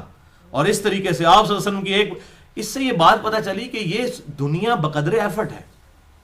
صحیح مسلم میں آتا ہے آپ صلی اللہ علیہ وسلم جب بنو ثقیف کو دعوت دینے کے لیے گئے طائف کے اندر، تو آپ صلی اللہ علیہ وسلم کو لوہان کر دیا گیا اور پہاڑوں کا فرشتہ آیا کہ آپ اجازت دیں تو ان کو سرمے کی طرح مسل دیں. آپ نے فرمایا ان کی آنے والی نسلیں جو ہیں ہو سکتا ہے ایمان قبول کر لیں، اور واقعی قبول کیا. مختار ثقفی جنہوں نے قاتلین حسین سے بدلہ لیا وہ اسی بنی ثقیف سے تھے، محمد بن قاسم اسی بنی ثقیف سے تھے. تو آپ صلی اللہ علیہ وسلم دعا فرماتے کچھ بھی ہو سکتا تھا، لیکن اللہ تعالیٰ نے دنیا بقدر ایفرٹ رکھی. یا آپ کو ارن کرنا پڑے گا، تکلیف سے گزرنا پڑے گا، تب جا کے کوئی آؤٹ پٹ نظر آئے گی. اس حوالے سے اب بھائیو یہ تو 12 معجزات ہو گئے. اب آخری 5 معجزات جو ہیں وہ اسپیشل پروفیسی سے ریلیٹڈ ہیں، اور اس میں جو آخری ہے اس کو میں نے تھوڑا سا ڈیٹیل سے بھی ڈسکس کرنا ہے. تو اس سے پہلے ایک دفعہ دروشی پڑھ لیجیے. اللہم صلی علی محمد وعلی آل محمد کما صلیت علی ابراہیم وعلی آل ابراہیم انک حمید مجید. اللہم بارک علی محمد وعلی آل محمد کما بارکت علی ابراہیم وعلی آل ابراہیم انک حمید مجید. اب بھائیو آخری 5 مثالیں جو ہیں آپ صلی اللہ علیہ وسلم کے حصی معجزات کے کانٹیکسٹ میں، پرٹیکولرلی آپ صلی اللہ علیہ وسلم کی پروفیسیز کے بارے میں ہیں، مستقبل کی خبروں کے بارے میں. آپ صلی اللہ علیہ وسلم کی پیشن گوئیوں کے بارے میں، جو ظاہر ہے امپاسبل ہے، کسی بھی سائنس کی فیلڈ کے بندے سے بھی آپ پوچھ سکتے ہیں، اس قسم کی پریڈکشن نہیں کی جا سکتی جو آپ صلی اللہ علیہ وسلم کے ذریعے اللہ تعالیٰ نے ظاہر فرمائی، اور وہ پھر منوان اس طریقے سے پوری ہوئی. اس پہ ایک بڑی ڈیٹیل سے کتاب بھی آپ کو مل جائے گی جو اس امت میں آج سے 1000 سال قبل لکھی گئی، اور 5ویں صدی ہجری کے اندر بہت بڑے اہل سنت کے محدث اور امام حاکم کے شاگرد ہیں، امام ابو بکر احمد بن علی بن حسین البیہقی المتوفى 458 ہجری، جنہوں نے 3286 احادیث کا مجموعہ دلائل النبوہ، امام بہقی کی یہ کتاب دلائل النبوہ، یہ کتاب ہے جس کے اندر اس قسم کی آپ کو احادیث اور آثار آپ صلی اللہ علیہ وسلم کی پروفیسیز کے حوالے سے، معجزات کے حوالے سے بھی مل جائیں گے، اور صحابہ کرام کی کرامات بھی اس کے اندر الحمدللہ موجود ہیں، جو کہ کنٹینیوشن ہے آپ صلی اللہ علیہ وسلم کے معجزات کا. تو اس میں سے میں نے یہ 5 مثالیں اب سلیکٹ کی ہیں، 12 ہم سن چکے، یہ 5 یہ 17 ہو جائیں گی اب ٹوٹل. یہ دلائل النبوہ کتاب آپ کو اردو میں بھی 6 جلدوں میں PDF اس کا نیٹ پہ آسانی سے مل جائے گا، اور خریدنی ہو تو تب بھی آپ کو انشاءاللہ یہ مل جائے گی. ضعیف حدیثیں بھی ہیں، صحیح حدیثیں بھی اس کے اندر موجود ہیں. تو 13واں غیبی خبر والا معجزہ حسی، وہ ہے صحیح مسلم میں 7222، مشکات میں 5938. یہ دیکھ لیں سب کے سب معجزات مشکات میں ضرور موجود ہے، اسی لیے میں کہتا ہوں مشکات از دا انسائکلوپیڈیا آف حدیث. مسئلہ نمبر 111B اسی لیے ریکارڈ کیا ہے مشکات کے مکمل تعارف پہ، کہ مشکات آپ کے گھر آ جائے تو سمجھے آپ کے پاس اہل سنت کی مین سٹریم کی تمام احادیث کی کتابیں اس ایک کتاب میں 6294 احادیث کا مجموعہ مشکات المصابیح ہماری ویب سائٹ اہلسنتپاک.com پہ شیخ زبیر لزئی رحمہ اللہ المتوفى 1435 ہجری، ان کی تحکیم اور تحقیق اور تخریج کے ساتھ وہ رکھی بھی ہوئی ہے. 3 جلدوں پہ ان کا PDF آپ ڈاؤن لوڈ کر سکتے ہیں، مکتبہ اسلامیہ کی چھپی ہوئی. تو یہ صحیح مسلم 7222، مشکات میں 5938. سیدنا عمر ابن خطاب مولا عمر علیہ السلام ورضی اللہ تعالیٰ عنہ کہتے ہیں کہ نبی صلی اللہ علیہ وسلم نے غزوہ بدر والے دن ایک دن پہلے ہمارے ساتھ زمین پر لکیریں کھینچیں اور فرمایا کل ابو جہل کی لاش یہاں پڑی ہوگی، عتبہ کی لاش یہاں پر پڑی ہوگی، فلاں کی لاش یہاں پر پڑی ہوگی. اللہ اکبر، یہ کوئی بندہ بتا سکتا ہے؟ اور حضرت عمر کہتے ہیں کہ اس اللہ کی قسم جس نے محمد صلی اللہ علیہ وسلم کو نبی برحق بنا کر مبعوث کیا، آپ صلی اللہ علیہ وسلم نے ایک دن پہلے جو نشان لگائے تھے اس سے ذرہ برابر بھی کوئی لاش ہٹی ہوئی نہیں تھی، انہی جگہوں پر ان لوگوں کی لاشیں پڑی ہوئی تھی. یہ امپاسبل ہے بھائیو، بغیر کسی ڈیوائن سورس کے، وہی کے. یہ بتا دینا. اور قرآن حکیم میں تو واضح جن 5 علوم کا ذکر ہے اس میں یہ بھی ہے کہ کوئی جان نہیں جانتا سورہ لقمان کے آخری رکوع کے اندر کہ اس کو موت کہاں، کس سرزمین میں موت آئے گی. ہاں اللہ بتایا، اللہ نے اپنے نبی کو بتایا، تو یہ غیبی خبر ہے. آپ صلی اللہ علیہ وسلم نے خود سے نہیں بتائی، کوئی کمپیٹنسی نہیں ہے جو آپ نے حاصل کر لی ہے، بلکہ اللہ تعالیٰ نے بتایا. اور اس لیے میں نے علم غیب پہ پورا لیکچر دیا ہے، مسئلہ نمبر 6A، علم الغیب سے متعلق فرقہ وارانہ نظریات کا تحقیقی جائزہ. اور اس میں جتنی بھی ایکسٹریمز پائی جاتی ہیں ان کا میں نے رد کر کے حق عقیدہ کتاب اللہ اور بخاری اور مسلم کی روشنی میں الحمدللہ اس حوالے سے واضح کیا ہے. 14واں غیبی خبر والا معجزہ صحیح بخاری میں 3062، صحیح مسلم میں 305، مشکات میں 5892. غزوہ حنین کے موقع پر ایک شخص جو کہ آپ صلی اللہ علیہ وسلم کے ساتھیوں میں شامل تھا، اور صحابہ کہتے ہیں وہ مسلمان، ہمارا بھائی دعوے دار ہمارے ساتھ مسلمان تھا. آپ صلی اللہ علیہ وسلم نے اس کے بارے میں فرما دیا کہ یہ دوستی ہے. اور صحابہ کہتے ہیں وہ تو اتنی جو ہے وہ شجاعت کے ساتھ اور پیشن کے ساتھ لڑ رہا تھا کہ اس نے کتنے کافروں کو قتل کیا. قریب تھا کہ ہمارے دل وسوسے کا شکار ہو جاتے کہ اتنا نیک شخص جو اسلام کے لیے اس طرح لڑ رہا ہے، اس کو حضور کہہ رہے ہیں دوست کی، تو کہیں ایسا نہ ہو کہ یہ خبر ہی غلط نکلے. تو حضور کے بارے میں ہمیں شک و شبہات آنا شروع ہو گئے. اور ایک صحابی کہتے ہیں میں پھر اس کے ساتھ لگ گیا کہ دیکھوں کیا ہوتا ہے. جب اس کو کافی زخم آئے تو اس نے اپنی ترکش سے ایک تیر نکال کے خودکشی کر لی. بولے اعوذ باللہ تعالی. وہ صحابی وہاں سے نعرہ مارتے ہوئے آئے صدق یا رسول اللہ، یا رسول اللہ آپ نے سچ کہا تھا، اس نے تو خودکشی کر لی ہے.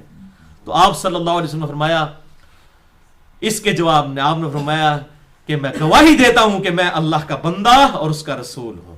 یعنی یہ اللہ نے مجھے خبر دی تھی، یہ میرے رسول ہونے کی گواہی ہے کہ میں نے اتنی بڑی پریڈکشن کر دی ہے کہ ایک بندہ جس کے بارے میں کسی نے سوچا بھی نہیں تھا اور آپ صلی اللہ علیہ وسلم نے یہ دوست کی ہے, خودکشی کر کے مرا. اور پھر آپ صلی اللہ علیہ وسلم نے فرمایا اے بلال اٹھ اور اعلان کر دے, نمبر 1 جنت میں صرف مؤمن ہی جا سکتا ہے, اور نمبر 2 بے شک اللہ تعالیٰ بعض اوقات کسی فاسق سے بھی دین کا کام لے لیتا ہے. یعنی بسا اوقات بڑے بڑے, جیسے یہاں ہمارے ملک کے اندر ذوالفقار علی بھٹو, اگر اس کا ہم دنیاوی کریکٹر کنسیڈر کریں تو ظاہر بہت برا تھا, لیکن اس سے ایک اللہ نے اتنا بڑا کام لیا کہ وہ وقت کا جو دجال تھا غلام احمد قادیانی, اور اس کا وہ سارے کا سارا ڈھکوسلا اتنے عرصے سے چل رہا تھا, بہرحال یہ سہرا اس کے سر پہ سجتا ہے کہ اس کے دور کے اندر کافر قرار دیا گیا. اور یہ اس وقت تو سب پوری دنیا جو ہے اس حوالے سے اتنی دلیر نہیں تھی, جو کہ پھر پاکستان کی گورنمنٹ نے ڈیسیژن لیا تو پھر سعودی عرب نے اور باقی ملکوں میں بھی قادیانیوں کے لیے کفر والا معاملہ ہوا. سب سے پہلا انیشیٹو جو ہے وہ پاکستانیوں نے لیا. تو اللہ تعالیٰ بسا اوقات کسی فاسق سے بھی دین کا کام لے لیتا ہے, یہ آپ صلی اللہ علیہ وسلم نے ارشاد فرمایا. 15ویں غیبی خبر والا معجزہ, صحیح بخاری میں 7109, مشکات میں 6144, سیدنا حسن ابن علی علیہ السلام ورضی اللہ تعالی عنہ, ان کو آپ صلی اللہ علیہ وسلم نے گود میں اٹھایا ہوا ہے. کبھی آپ ان کی طرف دیکھتے ہیں, کبھی پبلک کی طرف, اور فرماتے ہیں میرا یہ بیٹا سید ہے, اس کی وجہ سے مسلمانوں کے 2 گروہوں میں اللہ تعالیٰ صلح فرما دے گا. یعنی ایک حضرت علی بن ابی طالب خلیفہ راشد کا گروہ, اور دوسرا حضرت معاویہ بن ابی سفیان جنہوں نے ان کے خلاف بغاوت کی, ان کا گروہ. ان 2 گروہوں کے درمیان اللہ تعالیٰ صلح کروا دے گا. لیکن آپ نے فرمایا کیا ہے, میرا یہ بیٹا سید ہے, اس کی وجہ سے, یعنی یہ قربانی دے گا, اس کی وجہ سے صلح ہوئی نا. انہوں نے اپنی پوسٹ چھوڑی, ان کو تو جو ہے وہ صحابہ کرام نے سیدنا علی کی وفات کے بعد, شہادت کے بعد صحابہ کرام نے ان کو خلیفہ چن لیا تھا.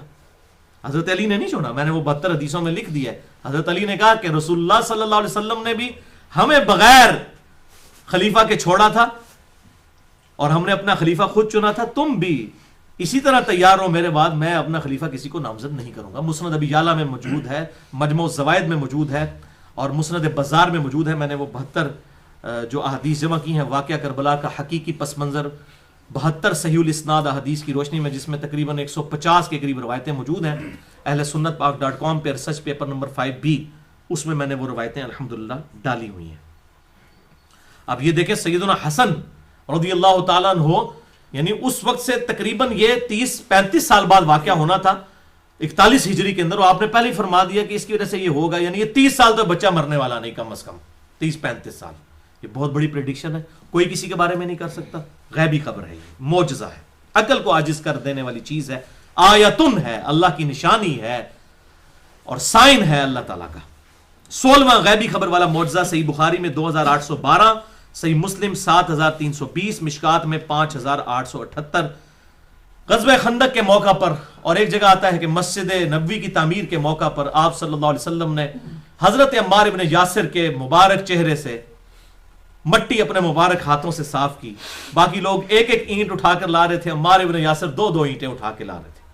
60+ ایج تھی اس وقت بھی ان کی, اور ایسا جوش تھا, 2 اینٹیں, پتھر بڑے بڑے, اینٹ ساڑھے نہیں سمجھنا, وڈے وڈے وٹے اٹھا کے لا رہے تھے.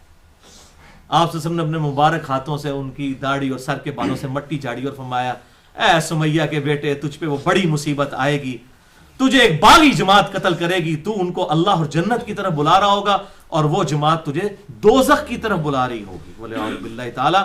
معاویہ بن ابی سفیان رضی اللہ تعالیٰ عنہ کی جماعت کو نبی صلی اللہ علیہ وسلم نے دوزخ کی طرف بلانے والی جماعت قرار دیا. صحیح بخاری 2812 نمبر حدیث. اب یہ نہیں کہ وہ دوزخی ہو گئے, ان کا عمل ایسا تھا, خلیفہ راشد کے خلاف بغاوت, بدعت کبری یہی ہے. اللہ اکبر. یہ پروفیسی آپ صلی اللہ علیہ وسلم کی جنگ صفین میں پھر پوری ہوئی 37 ہجری کے اندر, یعنی تقریباً آپ سمجھ لیں 30 سال کے بعد. 93 سال عمر تھی اس وقت سیدنا عمار ابن یاسر کی, جب وہ سیدنا علی کی طرف سے لڑتے ہوئے جنگ صفین میں ابو الغادیہ, وہ بھی صحابی تھا, اس کے ہاتھوں شہید ہوئے. وَلِعَوْذُ بِاللَّهِ تعالی. تو بہرحال اس حوالے سے جنگ جمل, جنگ صفین, جنگ نہروان کے حوالے سے تو بہت ساری پروفیسیز ہیں آپ صلی اللہ علیہ وسلم کی. مستقبل کی کتنی خبریں ہیں جو کہ آپ کی نبوت کو جسٹیفائی کرتی ہیں. یہ حدیثیں کو چھپانے کے لیے تو نہیں تھی, یہ تو بتا. اور دلائل النبوہ نے میں امام بھائیکی نے یہ ساری چیزوں کو آپ کی نبوت کی دلیل بنایا ہے, اور یہ کہتے ہیں جی چھپائیں, اس میں تو بڑے بڑوں کے نام آتے ہیں. بھئی اللہ کے نبی کو نہیں پتا تھا کہ کن بڑے بڑوں کے نام آ رہے ہیں. آپ نہ فرماتے تو نہ ہمیں پتا چلتا. تو آپ صلی اللہ علیہ وسلم نے بیان فرمایا, امت تک پہنچے, اور امت نے پھر جسٹیفائی کیا آپ صلی اللہ علیہ وسلم کی نبوت کو. واقعی ایسے ہوا, بلکہ 500-600 سال بعد تاتاریوں کی جنگوں تک کی احادیث جو ہے بخاری اور مسلم میں موجود ہے, جو آپ صلی اللہ علیہ وسلم کی یہ نبوت کی خبریں جسٹیفائی کرتی ہیں کہ اللہ تعالیٰ کی طرف سے آپ کو خبریں دی گئیں, آپ اللہ کے سچے پیغمبر تھے الحمدللہ. تو یہ ریسرچ پیپر میرا جو ہے 5B پڑھیں, اس میں آپ کو مل جائے گا. اس میں میرا ایک لیکچر بھی ہے, مسئلہ نمبر 101, خلافت و ملوکیت صحیح مسئلہ خروج اور فکر حسین حق پرستی کی علامت ہے. اس میں نے یہ ساری حدیثیں الحمدللہ بتا دی ہیں. اب 17واں غیبی خبر والا معجزہ آج جو آخری تھا, جس کو میں نے تھوڑا سا ڈیٹیل سے ڈسکس کرنا ہے, وہ صحیح بخاری میں 3617, صحیح مسلم میں 7040 اور مشکات میں 5898. یہ بہت کریٹیکل چیز ہے. انس ابن مالک کہتے ہیں رضی اللہ تعالیٰ عنہ کہ ایک شخص عیسائیوں میں سے مسلمان ہوا اور آپ صلی اللہ علیہ وسلم نے اسے اپنا اسسٹنٹ رکھ لیا, منشی کے طور پر کاتب وحی رکھ لیا. اس نے سورۃ البقرہ اور سورہ آل عمران خود حضور سے پڑھی صلی اللہ علیہ وسلم. وہ اتنا امپریس ہوا کہ مسلمان ہوا, پھر آپ کا کاتب وحی بن گیا. تو آپ صلی اللہ علیہ وسلم کے لیے وہ وحی لکھا کرتا تھا. پھر اس میں تقدیر غالب آئی, کچھ عرصے بعد وہ شخص مرتد ہو گیا اور کرسچن سے جا ملا, اور وہاں جا کے اس نے کہنا شروع کر دیا کہ محمد صلی اللہ علیہ وسلم تو نعوذ باللہ ان کو تو کچھ پتا نہیں ہے, جو میں لکھ دیتا ہوں نا یہ وہی مسلمان سمجھ رہے ہوتے ہیں. وَلِعَاذُ بِاللَّهِ تَعَالَى. ظاہر آپ امی تو تھے, اس میں تو کوئی شک نہیں ہے, لیکن آپ صلی اللہ علیہ وسلم جب وہی لکھواتے تھے پھر وہاں سے پڑھواتے تھے, پھر اس کو خود جو ہے وہ اتھینٹیکیٹ کرتے تھے. کوئی ایک بندہ تو نہیں ہوتا تھا, پبلکلی ایسا ہوتا تھا.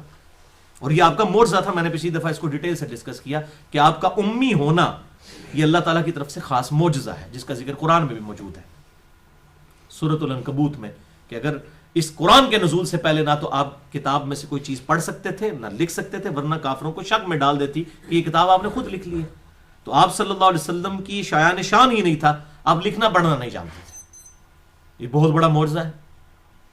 پھر ایسا کلام لے کے آئے کہ بڑے بڑے شعراء نے اپنے کلام پھاڑ دیے.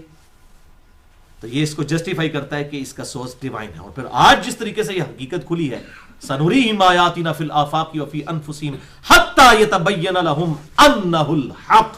ان قریب ہم زمین و آسمان میں ان کی جانوں میں ایسی نشانیاں دکھائیں گے, یہ لوگ چیخ اٹھیں گے قرآن اللہ کا کلام ہے. آج دیکھ لیں سائنس اپنے عروج پہ ہے, ایک آیت بھی قرآن کی ایسی نہیں ہے جو اسٹیبلش سائنس کے خلاف ہو. یہ ہمارا چیلنج ہے. اسٹیبلش سائنس کی بات کر رہا ہوں, ہائپوتھیسس کی, تھیوریز کی بات نہیں کر رہا. یہی وجہ ہے کہ لوگ تیزی کے ساتھ مسلمان ہو رہے ہیں. باقی مسلمانوں کا کردار اس قابل نہیں کہ لوگ اس سے امپریس ہو کے اسلام کی طرف آ رہے ہیں. یہ قرآن ہے جو الحمدللہ اس حوالے سے آپ صلی اللہ علیہ وسلم کا زندہ معجزہ ہے, قیامت تک کے لیے واحد معجزہ ہے دعوی نبوت کے اعتبار سے الحمدللہ. تو اس نے یہ بات کرنی شروع کی کہ جو میں لکھ دیتا ہوں وہی ہوتی ہے. اسی دوران وہ مر گیا. آپ صلی اللہ علیہ وسلم نے فرمایا کہ زمین اسے قبول نہیں کرے گی. اللہ اکبر, بہت بڑی پروفیسی تھی. اس کے ساتھیوں نے اسے زمین میں دفنایا, صبح لاش باہر پڑی ہوئی. پھر انہوں نے کہا یہ ہو سکتا ہے حضور کے صحابہ نے بدلہ اتارا ہو, اس کی لاش باہر نکالی ہو, حالانکہ ان کی تو یہ تربیت ہی نہیں ہوئی تھی. انہوں نے کافی گہری قبر کھودی اور اس کو دوبارہ دفنایا. صبح اٹھے پھر لاش باہر پڑی ہوئی تھی. تیسرے دن انہوں نے اتنی گہری قبر کھودی کہ جتنی کھود سکتے, سمجھ لیں پانی نکلنے تک کی, اور اسے دفنا دیا. پھر صبح اٹھے پھر لاش باہر پڑی تھی. پھر لوگوں کو یقین آ گیا کہ یہ کوئی اللہ تعالیٰ کی طرف سے ہی غیبی معاملہ ہو رہا ہے. آپ صلی اللہ علیہ وسلم نے جو فرمایا تھا نا زمین اسے قبول نہیں کرے گی, ظاہر ہے آپ صلی اللہ علیہ وسلم کی نبوت کو اس نے چیلنج کر دیا نا.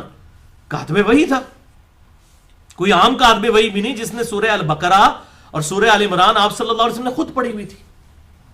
تو وہ مرتد ہو گیا.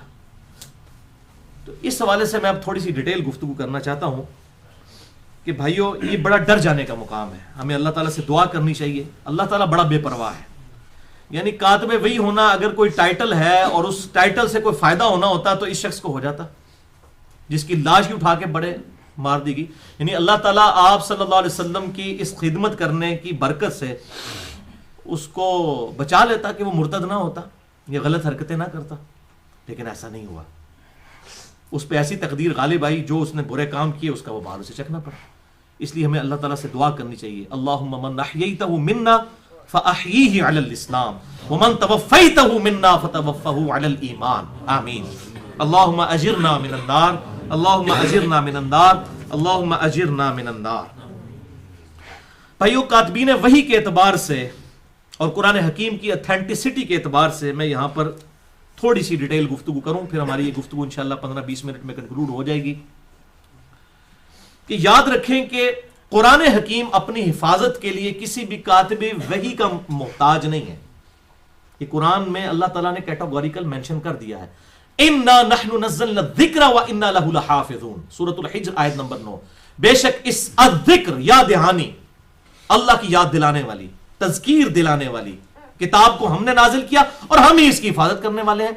اللہ تعالیٰ نے اس کی حفاظت کا ذمہ خود اپنے اوپر لیا ہوا ہے. یہ کسی بھی کاتب وحی کے اعتبار سے کسی کے محتاج نہیں ہے یہ کتاب، کہ فلاں جو ہے، یہ میں اس لیے بات کر رہا ہوں کہ لوگ جو ہیں وہ بڑا عجیب و غریب اس حوالے سے پراپوگنڈا بھی کرتے رہتے ہیں. تو میں یہ معاملہ کلیئر کر دوں، کافروں کی طرف سے بھی ہوتا ہے اور مسلمانوں کے اعتبار سے بھی ہوتا ہے. یہ کتاب وہ ہے جو بھائیوں تواتر کے ساتھ نقل ہوئی ہے، کسی کاتب وحی کی وجہ سے نہیں. آج بھی جب پرنٹنگ پریس سے قرآن بن کے نکلتا ہے نا، اس کی پروف ریڈنگ کون کرتا ہے؟ حافظ قرآن. دنیا میں اس وقت ملینز کی تعداد میں حافظ قرآن موجود ہیں، لاکھوں میں نہیں، ملینز میں الحمدللہ. ایک محتاط اندازے کے مطابق 1 کروڑ کے قریب موجود ہیں. چلیں یہ کوئی بہت ایگزیجریشن ہوگی، لاکھوں میں تو موجود ہیں، لاکھوں میں تو پاکستان میں آپ کو مل جائیں گے الحمدللہ. تو وہ حافظ قرآن اس کو سرٹیفائی کرتا ہے. آپ دیکھیں اس کے اینڈ پہ لکھا ہوتا ہے ہم نے اس کو حرف بہ حرف پڑھا ہے. کہاں سے دیکھ کے پڑھا ہے؟ جو سینہ بسینہ قرآن ٹرانسفر ہوا ہے تواتر کے ساتھ. اہل سنت کے ہاں، اہل تشیع کے ہاں ایک ہی قرآن ہے. یہ بالکل جھوٹا پراپوگنڈا ہے. کوئی شیعہ کا لادہ قرآن ہے تو مسلمانوں جو سنیوں کا قرآن لادہ ہے، اللہ معافی دے. اتنا بڑا مطلب اللہ تعالیٰ نے حفاظت کا ذمہ لیا ہوا ہے، پھر بھی قرآن 2 ہو گئے ہیں. عقل کو نہیں یاد ہے، کیسے ہو سکتا ہے؟ ایسا نہیں ہے. آپ کبھی خود جا کے کسی شیعہ کی مسجد سے جا کے قرآن کھول کے پڑھا ہم نے کہ یار یہی قرآن ہے یا نہیں؟ یہی قرآن ہے جو یہ سعودی عرب سے بھی چھپ رہا ہے بلو بائنڈنگ کے ساتھ اور ریڈ بائنڈنگ کے ساتھ. یہی قرآن جو ہے وہ شام کے رائٹر طلحہ یاسین کا لکھا ہوا ایران سے بھی چھپ رہا ہے. ایک ہی کاپی رائٹ سے لیے میں دونوں نے، وہی چھپ رہا ہے، ایک ہی قرآن ہے. اس لیے میں نے اس پہ الگ سے گفتگو کی ہے، میں اس طرف نہیں جانا چاہتا ورنہ ڈیٹیل ہو جائے گی. مسئلہ نمبر 115 ہے قرآن کی حفاظت کا معجزہ اور سنی شیعہ کے اختلاف کی حقیقت. اس حوالے سے میں نے گفتگو کر دی ہے. تو یہ معجزہ اس حوالے سے کہ آپ صلی اللہ علیہ وسلم کو بھی کہا گیا کہ آپ نے بھی ٹینشن نہیں لینی کہ قرآن کیسے محفوظ ہوگا. اندازہ کریں. اور اس کا ذکر سورۃ القیامہ کی آیت نمبر 16 سے لے کر 19 تک ہے. اللہ تعالیٰ فرماتا ہے اعوذ باللہ من الشیطان الرجیم بسم اللہ الرحمن الرحیم لا تحرک بہ لسانک. اے محبوب صلی اللہ علیہ وسلم اپنی زبان کو تیزی سے حرکت نہ دیا کریں. لتعجل بہ، کہ آپ اس کو اجلت کے ساتھ اس کو آپ یاد کر لیں. یعنی آپ جب آپ کے دل پر قرآن نازل ہوتا تھا آپ جلدی جلدی زبان اس کے ساتھ ہلاتے تھے کہ میں کہیں بھول نہ جاؤں. تو اللہ تعالیٰ فرمایا یہ آپ کام نہ کیا کریں. ان علینا جمعہ وقرآنہ، یہ ہمارے ذمے ہے اس قرآن کو جمع کر دینا آپ کے سینے کے اندر، اس قرآن کو پڑھانا یہ ہمارے ذمے ہے. فاذا قرأناہ فاتبع قرآنہ، جب قرآن آپ پر پڑھا جا رہا ہو ہماری طرف سے جبریل علیہ السلام کے ذریعے، تو آپ اس قرآن کی پیروی کیا کریں، اس قرات کی پیروی کیا کریں. ثم علینا بیانا، پھر ہمارے ذمہ ہے اس کا بیان بھی کر دینا، یعنی اس کی تشریح بھی احادیث کی شکل میں جو ہوگی یہ بھی اللہ تعالیٰ نے اپنے ذمہ لی ہوئی ہے. اس لیے وہ ڈاکٹر اسرار صاحب نے وہ جو قرآن کی تشریح ریکارڈ کروائی اس کا نام بیان القرآن رکھا. قرآن کا بیان یعنی اس کی ایکسپلینیشن. کاتبین وحی کی تعداد احادیث اور سیرت کی کتابوں میں 20 سے زیادہ ملتی ہے. اس میں سے ایک کا تو آپ حال سن چکے، بخاری اور مسلم کی روشنی میں جو میں بتا چکا کہ وہ مرتد ہو گیا تھا. اسی طریقے سے ایک اور کاتب وحی بھی مرتد ہوا. سنن نسائی میں 4072 اور 4074 نمبر حدیث میں عبداللہ بن سعد ابی سرا جو حضرت عثمان کا رشتہ دار تھا، جس میں میں نے پورا لیکچر بھی ریکارڈ کروا دیا مسئلہ نمبر 116 بی کے عنوان سے. یہ بعد میں پھر اس نے دوبارہ سے اسلام قبول کر لیا اور اسی سے پلی لی ہے ڈاکٹر ذاکر نائک نے بھی کہ اگر کوئی مرتد بھی ہو جائے، اگر وہ توبہ کر لے، پھر اس کو قتل نہیں کیا جائے گا، اس کی توبہ ایکسیپٹ کر لی جائے گی. آکسفورڈ یونیورسٹی کے لوگوں نے جب ان سے کوشچن کیا کہ جی مرتد کی جو اسلام چھوڑ دے اس کی سزا قتل ہے، تو ان کا نہیں، یہ بھی مثال موجود ہے. اسی سے ہی انہوں نے پلی لی. بل یہ بھی کاتب وحی تھا، مرتد ہو گیا اور پھر دوبارہ اس نے اسلام قبول کیا. اسی طریقے سے ایک تیسرے کاتب وحی بھی ہیں حضرت معاویہ ابن ابی سفیان رضی اللہ تعالی عنہما، جن کا ذکر صحیح مسلم میں اشارتاً ملتا ہے کہ وہ کاتب تھے. وحی کا لفظ موجود نہیں، صرف کاتب کا، خط لکھنے والے. لیکن دلائل النبوہ امام بہقی کی کتاب میں موجود ہے ڈیٹیل کے ساتھ، وہ میں آگے یہ دونوں حدیثیں بیان بھی کر دوں گا. لیکن حیران کن بات یہ ہے کہ سیدنا ابو بکر صدیق مولا ابو بکر علیہ السلام ورضی اللہ تعالی عنہ کے مبارک دور میں جنگ یمامہ جب ہوئی تو صحیح بخاری میں انٹرنیشنل نمبر کے مطابق 4986 نمبر حدیث ہے، مشکات میں 2220 نمبر.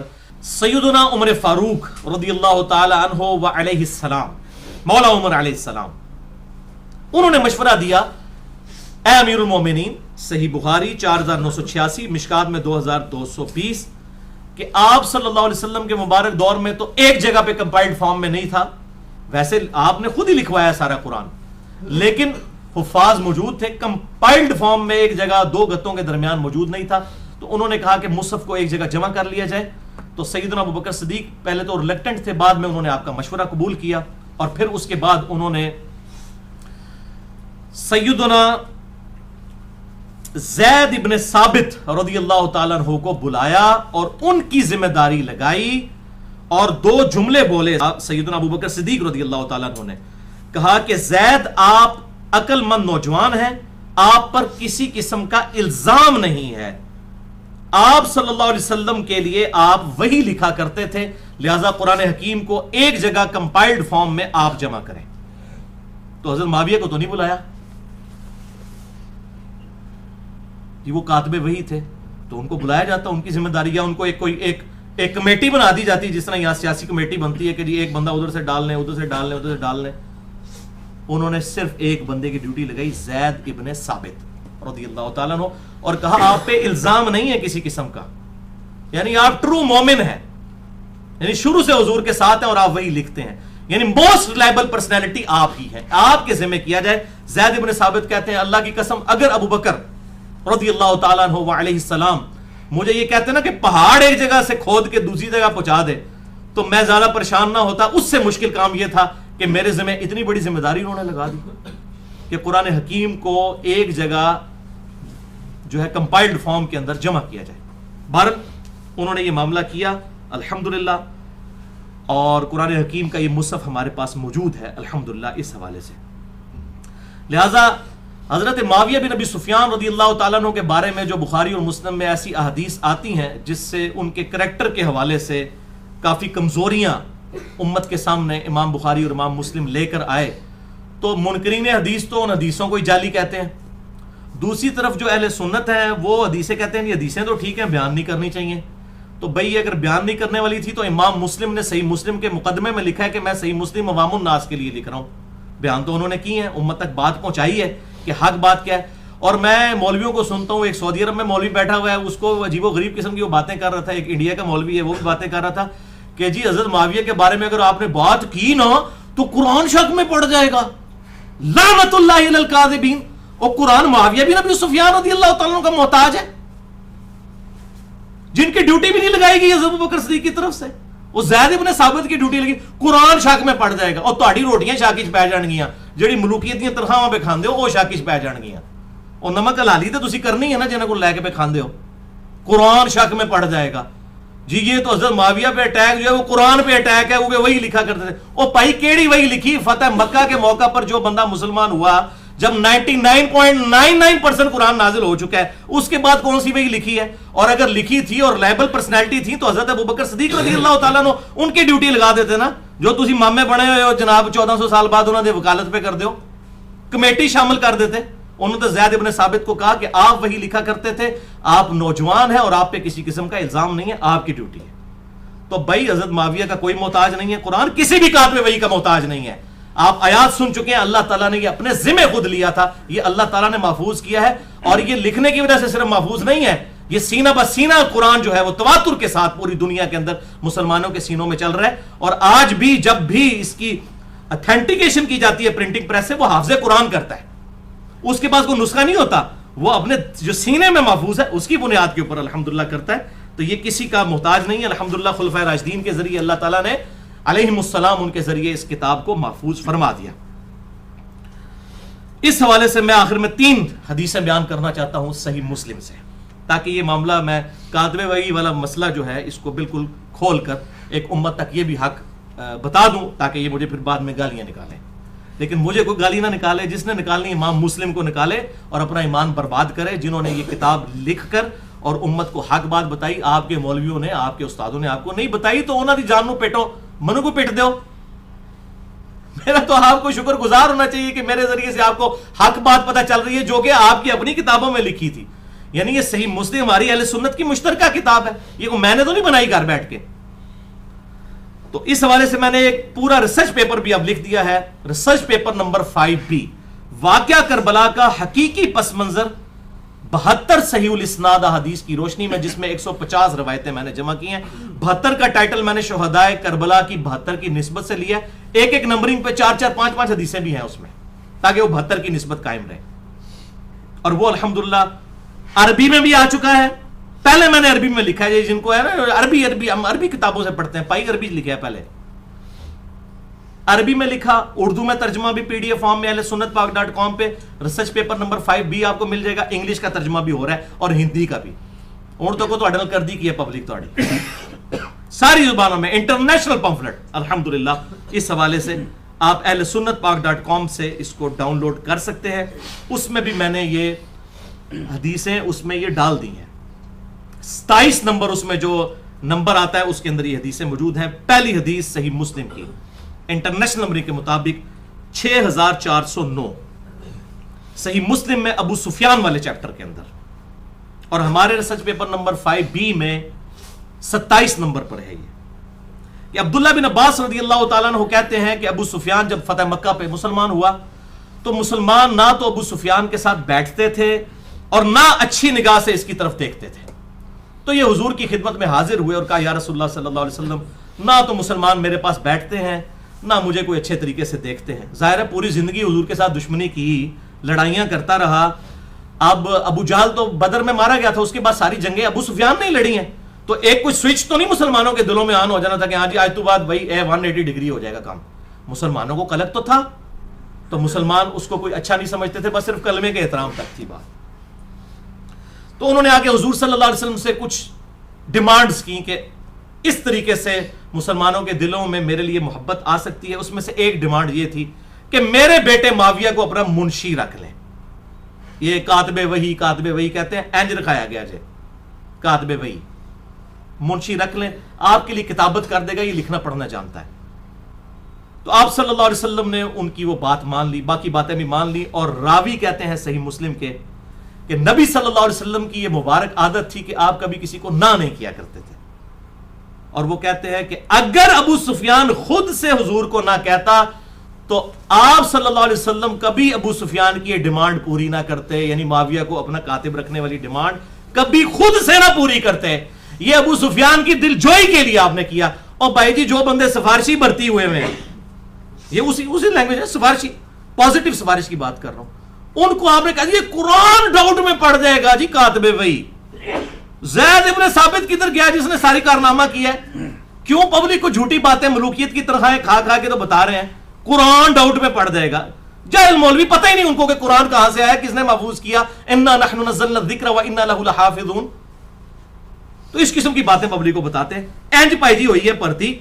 اب آپ دیکھیں گے اس کے بعد کیا ہوا. یہ بھی صحیح مسلم میں دوسری حدیث 6628, اور ہمارے ریسرچ پیپر نمبر 5B پہ 27 نمبر پہ, اسی نمبرنگ پہ میں نے اکٹھی ڈالی ہے تاکہ پتہ چلے کہ یہ کاتب وحی کی بھرتی کیسے ہوئی ہے.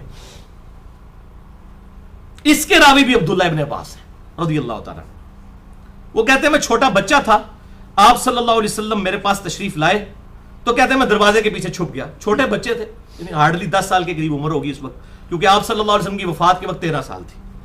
تو کہتے ہیں میں اس لیے چھپ گیا, مجھے حضور کوئی کام نہ کہہ دیں. بچہ کھیلنے کے لیے وہ گھر سے نکلے ہوئے تھے, تو آپ نے مجھے ڈھونڈ لیا، پھر آپ نے میری گدی پہ پیار سے ایسے تھپکی لگائی، آپ فرمایا جاؤ معاویہ کو بلا کر لاؤ، یعنی آپ نے کوئی خط و کتابت کروانی ہوگی۔ تو وہ گئے حضرت معاویہ کو بلانے کے لیے، اور واپس آ کے انہوں نے کہا کہ یا رسول اللہ صلی اللہ علیہ وسلم وہ تو کھانا کھا رہے ہیں۔ اچھا ادھر کچھ چمچے ہیں وہ کہتے ہیں کہ جی انہوں نے حضرت معاویہ کو بتایا ہی نہیں ہے جا کے، وہ تو آڈا منڈا نہیں سی پائی عبداللہ ابن عباس ہی، وہ باہر ہی ویکھ کے آ گئے کہ وہ کھانا کھا رہے ہیں، حضور نے سی پتا کہ بھئی کھانا کھا رہے ہیں، بھئی کھانے وچ نہیں ٹوکنا چاہیے تھا۔ آپ نے دوبارہ بھیجا، فرمایا جاؤ اس کو بلا کے لاؤ۔ تو آپ کیا سمجھتے ہیں وہ باہر سے دیکھ کے ہی واپس آ گئے ہوں گے؟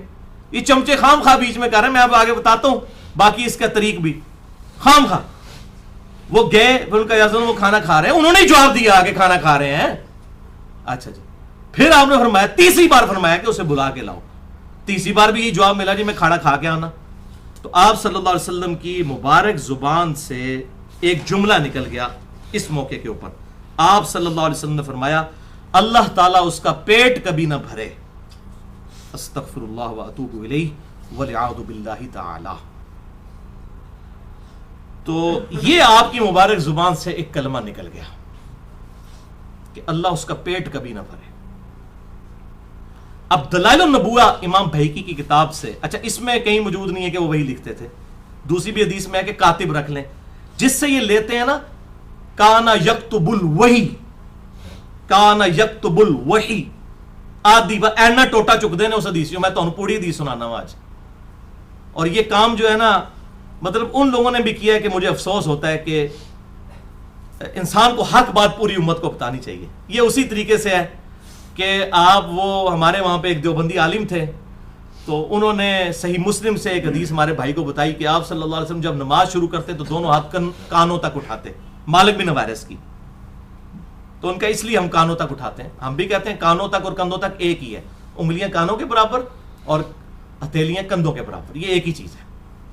میرا پورا لیکچر ہے مسئلہ نمبر 70 بی، رفع الیدین سے متعلق فرقہ وارانہ نظریات کا تحقیقی جائزہ۔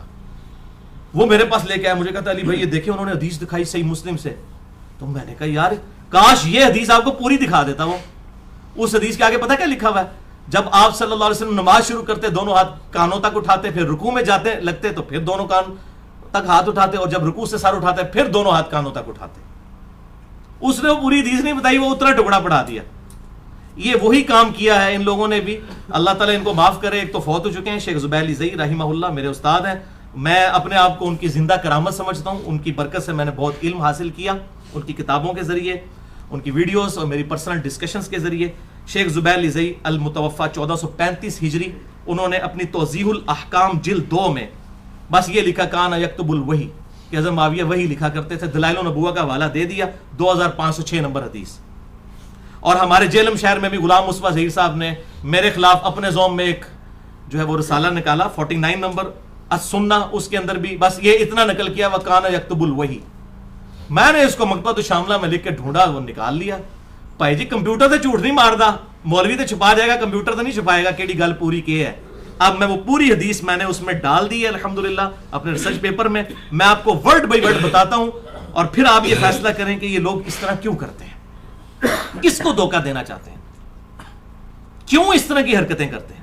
اگر حق پر ہے پوری بات بتا کے اس کو جسٹیفائی کریں، پوری بات بتائیں پبلک کو، پوری اپنے گاٹے فٹ ہوندی ہے۔ اچھا اب دوسری طرف وہ بریلوی کہتے ہیں قل انما انا بشر مثلکم، نہ پڑھو حضور کی گستاخی ہو جائے گی۔ ادھر کہتے ہیں نہیں یہ عقیدے کا معاملہ ہے، ہم ضرور بیان کریں گے۔ بھائی حضور کی گستاخی بڑی گستاخی ہے یا معاویہ بن ابی سفیان کی گستاخی جو ان کے زوم میں گستاخی ہے وہ بڑی ہے؟ وہ حدیث بیان کرے کہتے ہیں یہ صحابہ کی گستاخی ہوتی ہے، پھر تسی قل انما انا بشر مثلکم بھی نہ بیان کریا کرو۔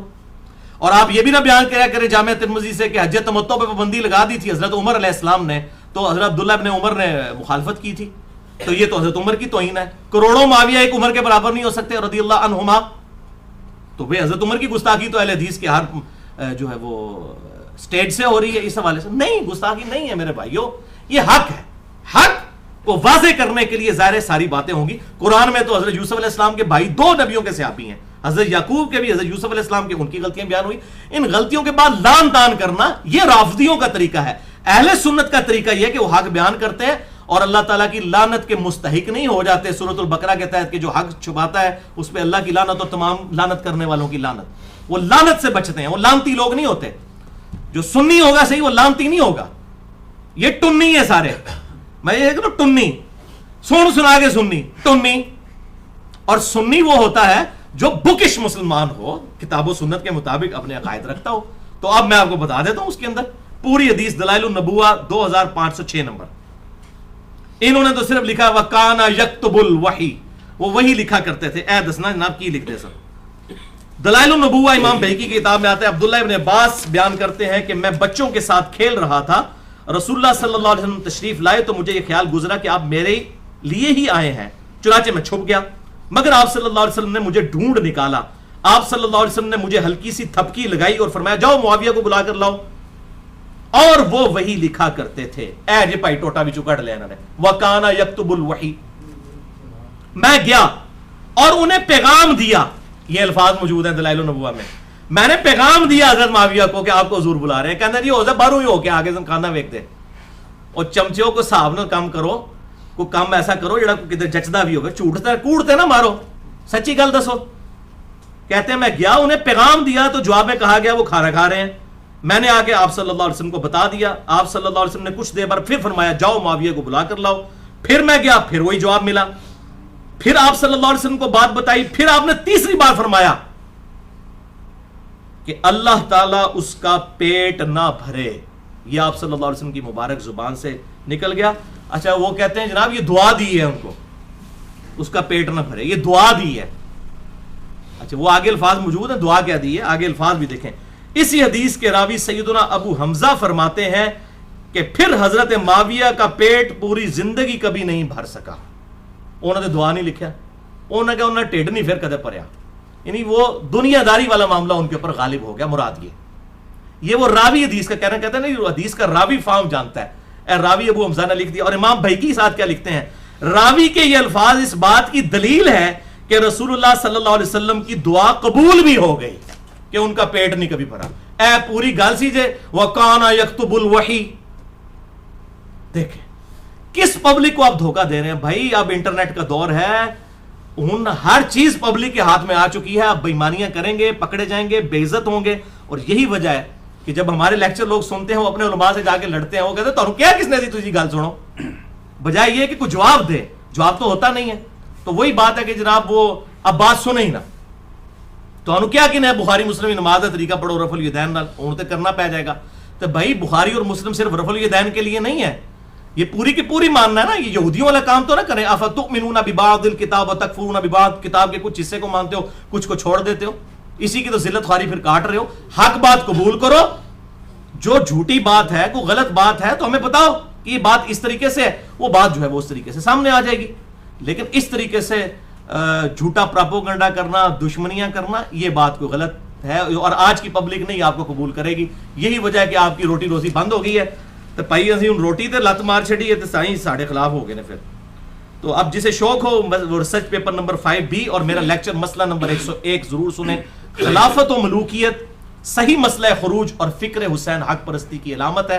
مسئلہ نمبر 101 اہل سنت پاک.com پر. الحمدللہ. بہرحال جہاں تک حضرت معاویہ بن ابی سفیان رضی اللہ تعالیٰ عنہ کی یہ فضیلت ہے جس کو ہم میں سے کوئی بھی نہیں پہنچ سکتا کہ وہ صحابی ہیں, اس میں کوئی شک نہیں ہے. یہ فضیلت ہے اور یہی ایک فضیلت ہے جو ثابت ہے کہ آپ صحابی ہیں. That's all. اور یہ میں اپنی طرف سے بات نہیں کر رہا ہوں کہ ان کی صرف یہی فضیلت ثابت ہے. اب میں آپ کو بتانے لگا ہوں پوری دنیا کے اندر صحیح بخاری کی جو نمبر 1 شرح لکھی گئی ہے وہ فتح الباری ہے. امام ابن حجر اسقلانی رحمہ اللہ, المتوفى 852 ہجری, جسے اہل سنت کہلوانے والے سارے گروہ, بریلوی, دیوبندی, اہل حدیث, اسی طریقے سے حنفی, شافعی, مالکی, حنبلی, سب کے سب کہتے ہیں جی فتح الباری جو ہے. اور امام ابن حجر اسقلانی وہ اتھینٹک شرح ہے صحیح بخاری کی. اس اتھینٹک کی جو میں ورڈ بائی ورڈ پڑھنے لگا ہوں تاکہ آپ کو معاملہ پتہ چل جائے کہ ابن حجر اسقلانی نے اس حوالے سے ٹروتھ کیا ریویل کیا ہے. مناقب صحابہ والا جو چیپٹر ہے صحیح بخاری میں, اس میں جب حضرت معاویہ رضی اللہ تعالیٰ عنہ کا ذکر آتا ہے تو 3 حدیثیں انہوں نے جمع کی ہیں صرف امام بخاری نے ان کے فضائل میں. اور اس کی ہیڈنگ فضائل معاویہ نہیں رکھی بلکہ رکھا ذکر معاویہ, ذکر معاویہ, معاویہ کا تذکرہ. اب یہ باب کا نام ذکر معاویہ جو رکھا گیا، اس پہ کامنٹس کر رہے ہیں امام ابن حجر اسقلانی. یہ میرے کامنٹس نہیں، کسی شیعہ کے نہیں، کسی ناصبی کے نہیں، کسی رافضی کے نہیں، یہ ایک سنیوں کے امام کے کامنٹس ہیں. امام ابن حجر اسقلانی المتوفا 852 ہجری، ان کے کامنٹس میں ورڈ بائی ورڈ. یہ جو بعد میں قسطنطینیہ والی بشارت اٹھا لیتے ہیں، کبھی سمندری جہاد والی بشارت اٹھا لیتے ہیں بخاری میں سے اور فٹ کرنا شروع کر دیتے ہیں کبھی کس پہ کبھی کس پہ.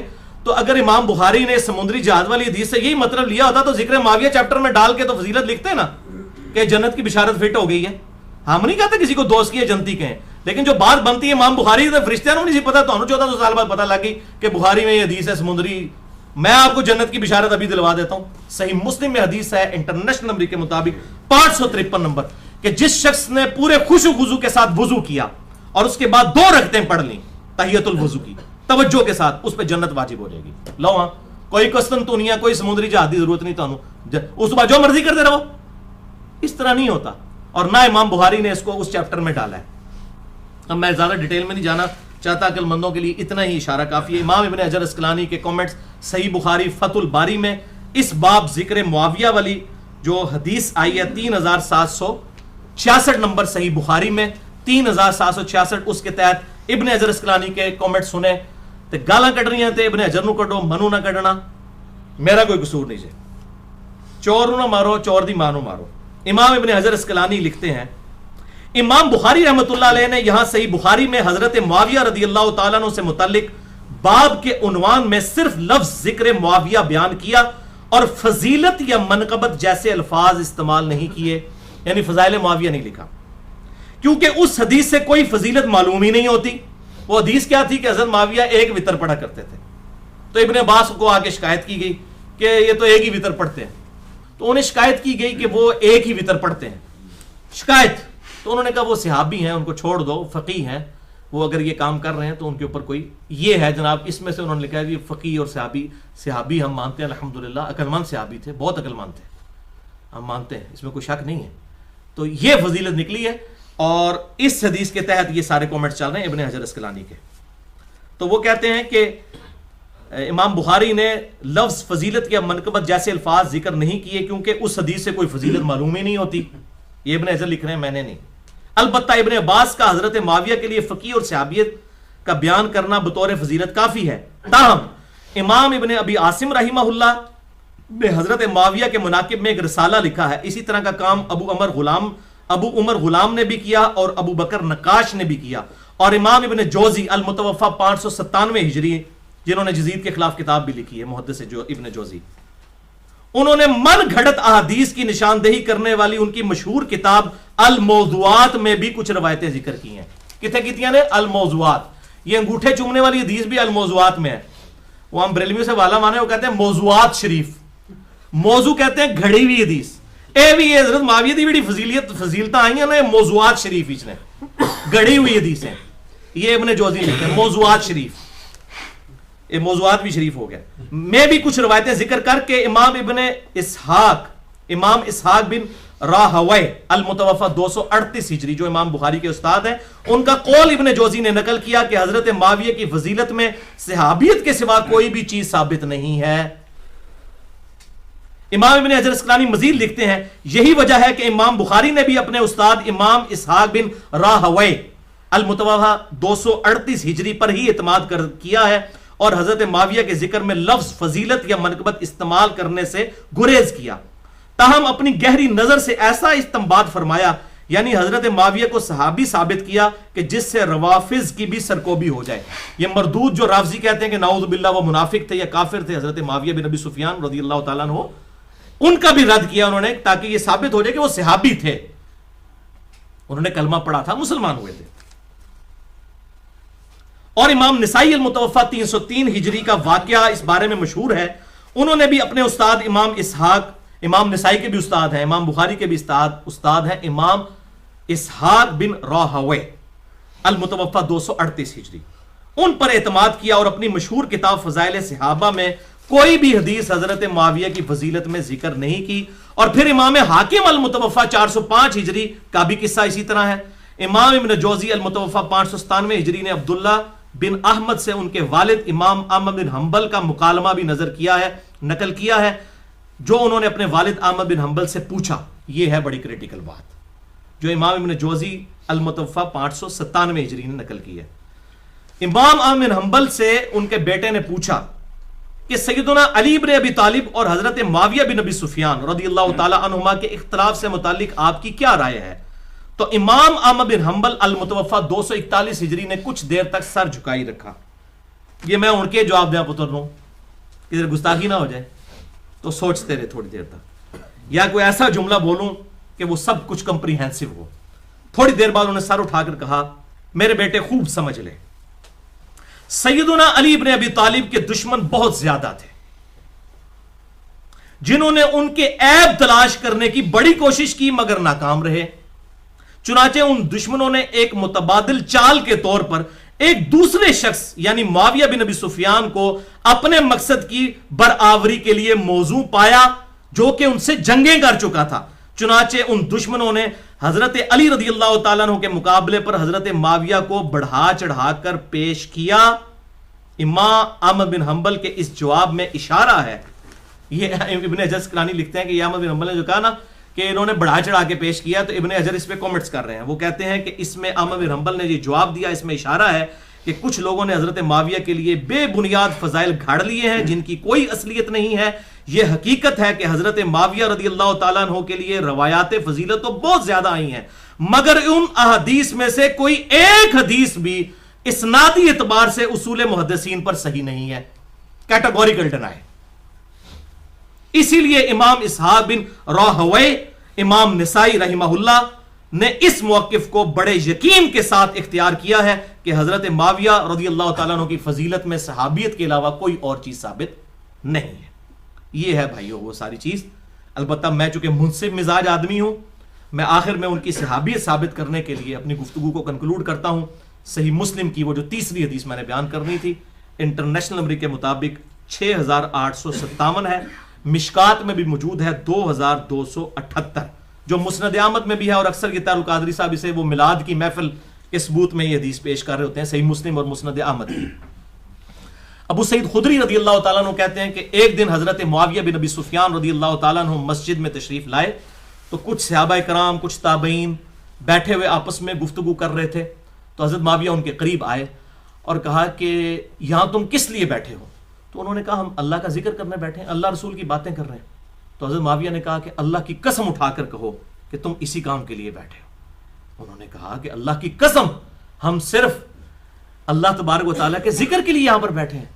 تو پھر حضرت معاویہ رضی اللہ تعالیٰ عنہ نے کہا کہ میں نے یہ قسم اس لیے نہیں اٹھوائی کہ معاذ اللہ میں نے کوئی بدگمانی کی ہے تمہارے بارے میں، بلکہ آپ رضی اللہ تعالیٰ عنہ نے سنت پر عمل کیا۔ آپ کہتے ہیں ایک دفعہ ہم بھی اسی طریقے سے مسجد میں بیٹھے ہوئے تھے اور آپ صلی اللہ علیہ وسلم تشریف لائے ہمارے پاس، اور آپ نے ہم سے پوچھا کہ تم کس لیے بیٹھے ہو؟ تو ہم نے کہا کہ ہم اس چیز پر شکر ادا کرنے کے لیے بیٹھے ہیں کہ اللہ تعالیٰ نے ہمیں اسلام کی دولت عطا فرمائی، مرنے سے پہلے پہلے حق دکھا دیا، الحمدللہ، اس پہ اللہ کا شکر ادا کر رہے ہیں۔ تو حضور صلی اللہ علیہ وسلم نے فرمایا اللہ کی قسم اٹھاؤ کہ اسی لیے بیٹھے ہو۔ تو ان کا یا رسول اللہ اسی لیے بیٹھے ہیں، اللہ کی قسم اٹھاتے ہیں۔ تو پھر آپ صلی اللہ علیہ وسلم نے بھی فرمایا کہ میں نے کوئی بدگمانی کی وجہ سے قسم نہیں اٹھوائی، بلکہ ابھی ابھی جبرائیل علیہ السلام میرے پاس آئے تھے اور انہوں نے فرمایا کہ آپ کے ان اصحاب کی وجہ سے اللہ تعالیٰ فرشتوں کے سامنے بھی فخر فرما رہا ہے۔ فرشتوں نے کہا تھا نا کہ یہ بندے تو قتل و غارت کریں گے، تو انہیں کس لیے پیدا کیا؟ یہ بھی تو بندے ہیں جنہوں نے نبی کی دعوت قبول کر لی۔ تو اس حدیث سے میرے نزدیک حضرت معاویہ رضی اللہ تعالیٰ کی یہ فضیلت ثابت ہوتی ہے، ان کی صحابیت اور ان کا اسلام لانا۔ تو یہ دو ایکسٹریمز ہیں، ایک طرف روافظ کی ایکسٹریم ہے جو ان کو منافق یا نعوذ باللہ کافر کہتے ہیں، دوسری طرف سنیوں میں گھسے ہوئے ناصبیوں کی ایکسٹریم ہے کہ جو وہ ہر جھوٹی فضیلت ثابت کر کے ان کو حضرت علی سے اوپر کرنے کی کوشش کرتے ہیں، ان کو یزید کو حضرت حسین سے اوپر کرنے کی کوشش کرتے ہیں، بالکل جعلی طریقوں سے۔ جو صحیح چیز ہے وہ میں نے آپ کو بتا دی ہے۔ تو یہ اس سے وہ ربیع الاول کا وہ کہتے ہیں وہ میلاد کی محفل منا رہے تھے، اس میں کہیں میلاد نہیں لکھا بھائی میرے، وہ تو شکر ادا کر رہے تھے جیسے یہاں ہم درس قرآن کے لیے جو لوگ جمع ہیں تو اللہ کا شکر ادا کر رہے ہیں، وہ یہ کر رہے تھے، میلاد وغیرہ نہیں منا رہے تھے۔ تو وہ ہر بندہ اپنی مطلب کے رزلٹ نکالتا ہے، جو حدیث خود کسی نے پڑھنی نہیں ہے۔ صحیح مسلم 6857 نمبر، مشکات میں بھی 2278 نمبر موجود ہے۔ بھارت صحابہ کرام ایک لیول کے سارے نہیں تھے، اس میں کئی باتیں اور ہو سکتی ہیں لیکن میں سکپ کرتا ہوں۔ میرا مسئلہ نمبر ہے 96، عظمت صحابہ، رد المنافقین اور سنی شیعہ کے اختلاف کا تحقیقی جائزہ، اس میں کئی ایسی باتیں ہیں جو میں اس کے ساتھ اب کرنا چاہتا تھا لیکن میں سکپ کرتا ہوں. جسے شوق ہو وہ 1.25 گھنٹے کا لیکچر مسئلہ نمبر 96 دیکھ لے اہل سنت پاک.com پر. اور اینڈ پہ میں وہ دعا کرتا ہوں جو قرآن حکیم میں سورۃ الحشر کی آیت نمبر 10 میں ہمیں اللہ تعالیٰ نے سکھائی ہے کہ جو ایمان والے لوگ ہیں وہ اپنے سے پہلے جو ایمان والے لوگ گزر چکے ان کے لیے کن الفاظ میں دعا کرتے ہیں. اعوذ باللہ من الشیطان الرجیم بسم اللہ الرحمن الرحیم ربنا اغفر لنا ولاخواننا الذین سبقونا بالایمان. اے اللہ ہمیں بھی بخش دے اور ہم سے پہلے جتنے بھی ایمان کی حالت میں دنیا سے گئے ہیں, چاہے صحابہ ہوں, تابعین ہوں, تبع تابعین ہوں, جو بھی کلمہ گو مسلمان تھے, سب کو بخش دے. آمین. یہ دعا. اور پھر ساتھ ہی ہے وَلَا تَجْعَلْ فِي قُلُوبِنَا غِلًّا لِّلَّذِينَ آمَنُوا رَبَّنَا إِنَّكَ رَءُوفٌ رَحِيمٌ. اے اللہ ان مسلمانوں کے بارے میں ہمارے دل میں کوئی برائی, کوئی کینہ نہ رکھنا. جو اہل ایمان گزر چکے ان کے بارے میں برائی اور کوئی کینہ نہ رکھنا. اے اللہ تو بخشنے والا مہربان ہے. اب یہ غلطی کا بیان کرنا کوئی کینہ نہیں ہے, ورنہ میں اس میں آپ کو ایک اینٹی وینم اور پھکی کے طور پر, علم الکلام کے طور پر الزامی جواب دے دوں. صحیح بخاری اٹھا کے آپ دیکھ لیں, حضرت واشی نے اسلام قبول کر لیا فتح مکہ کے بعد.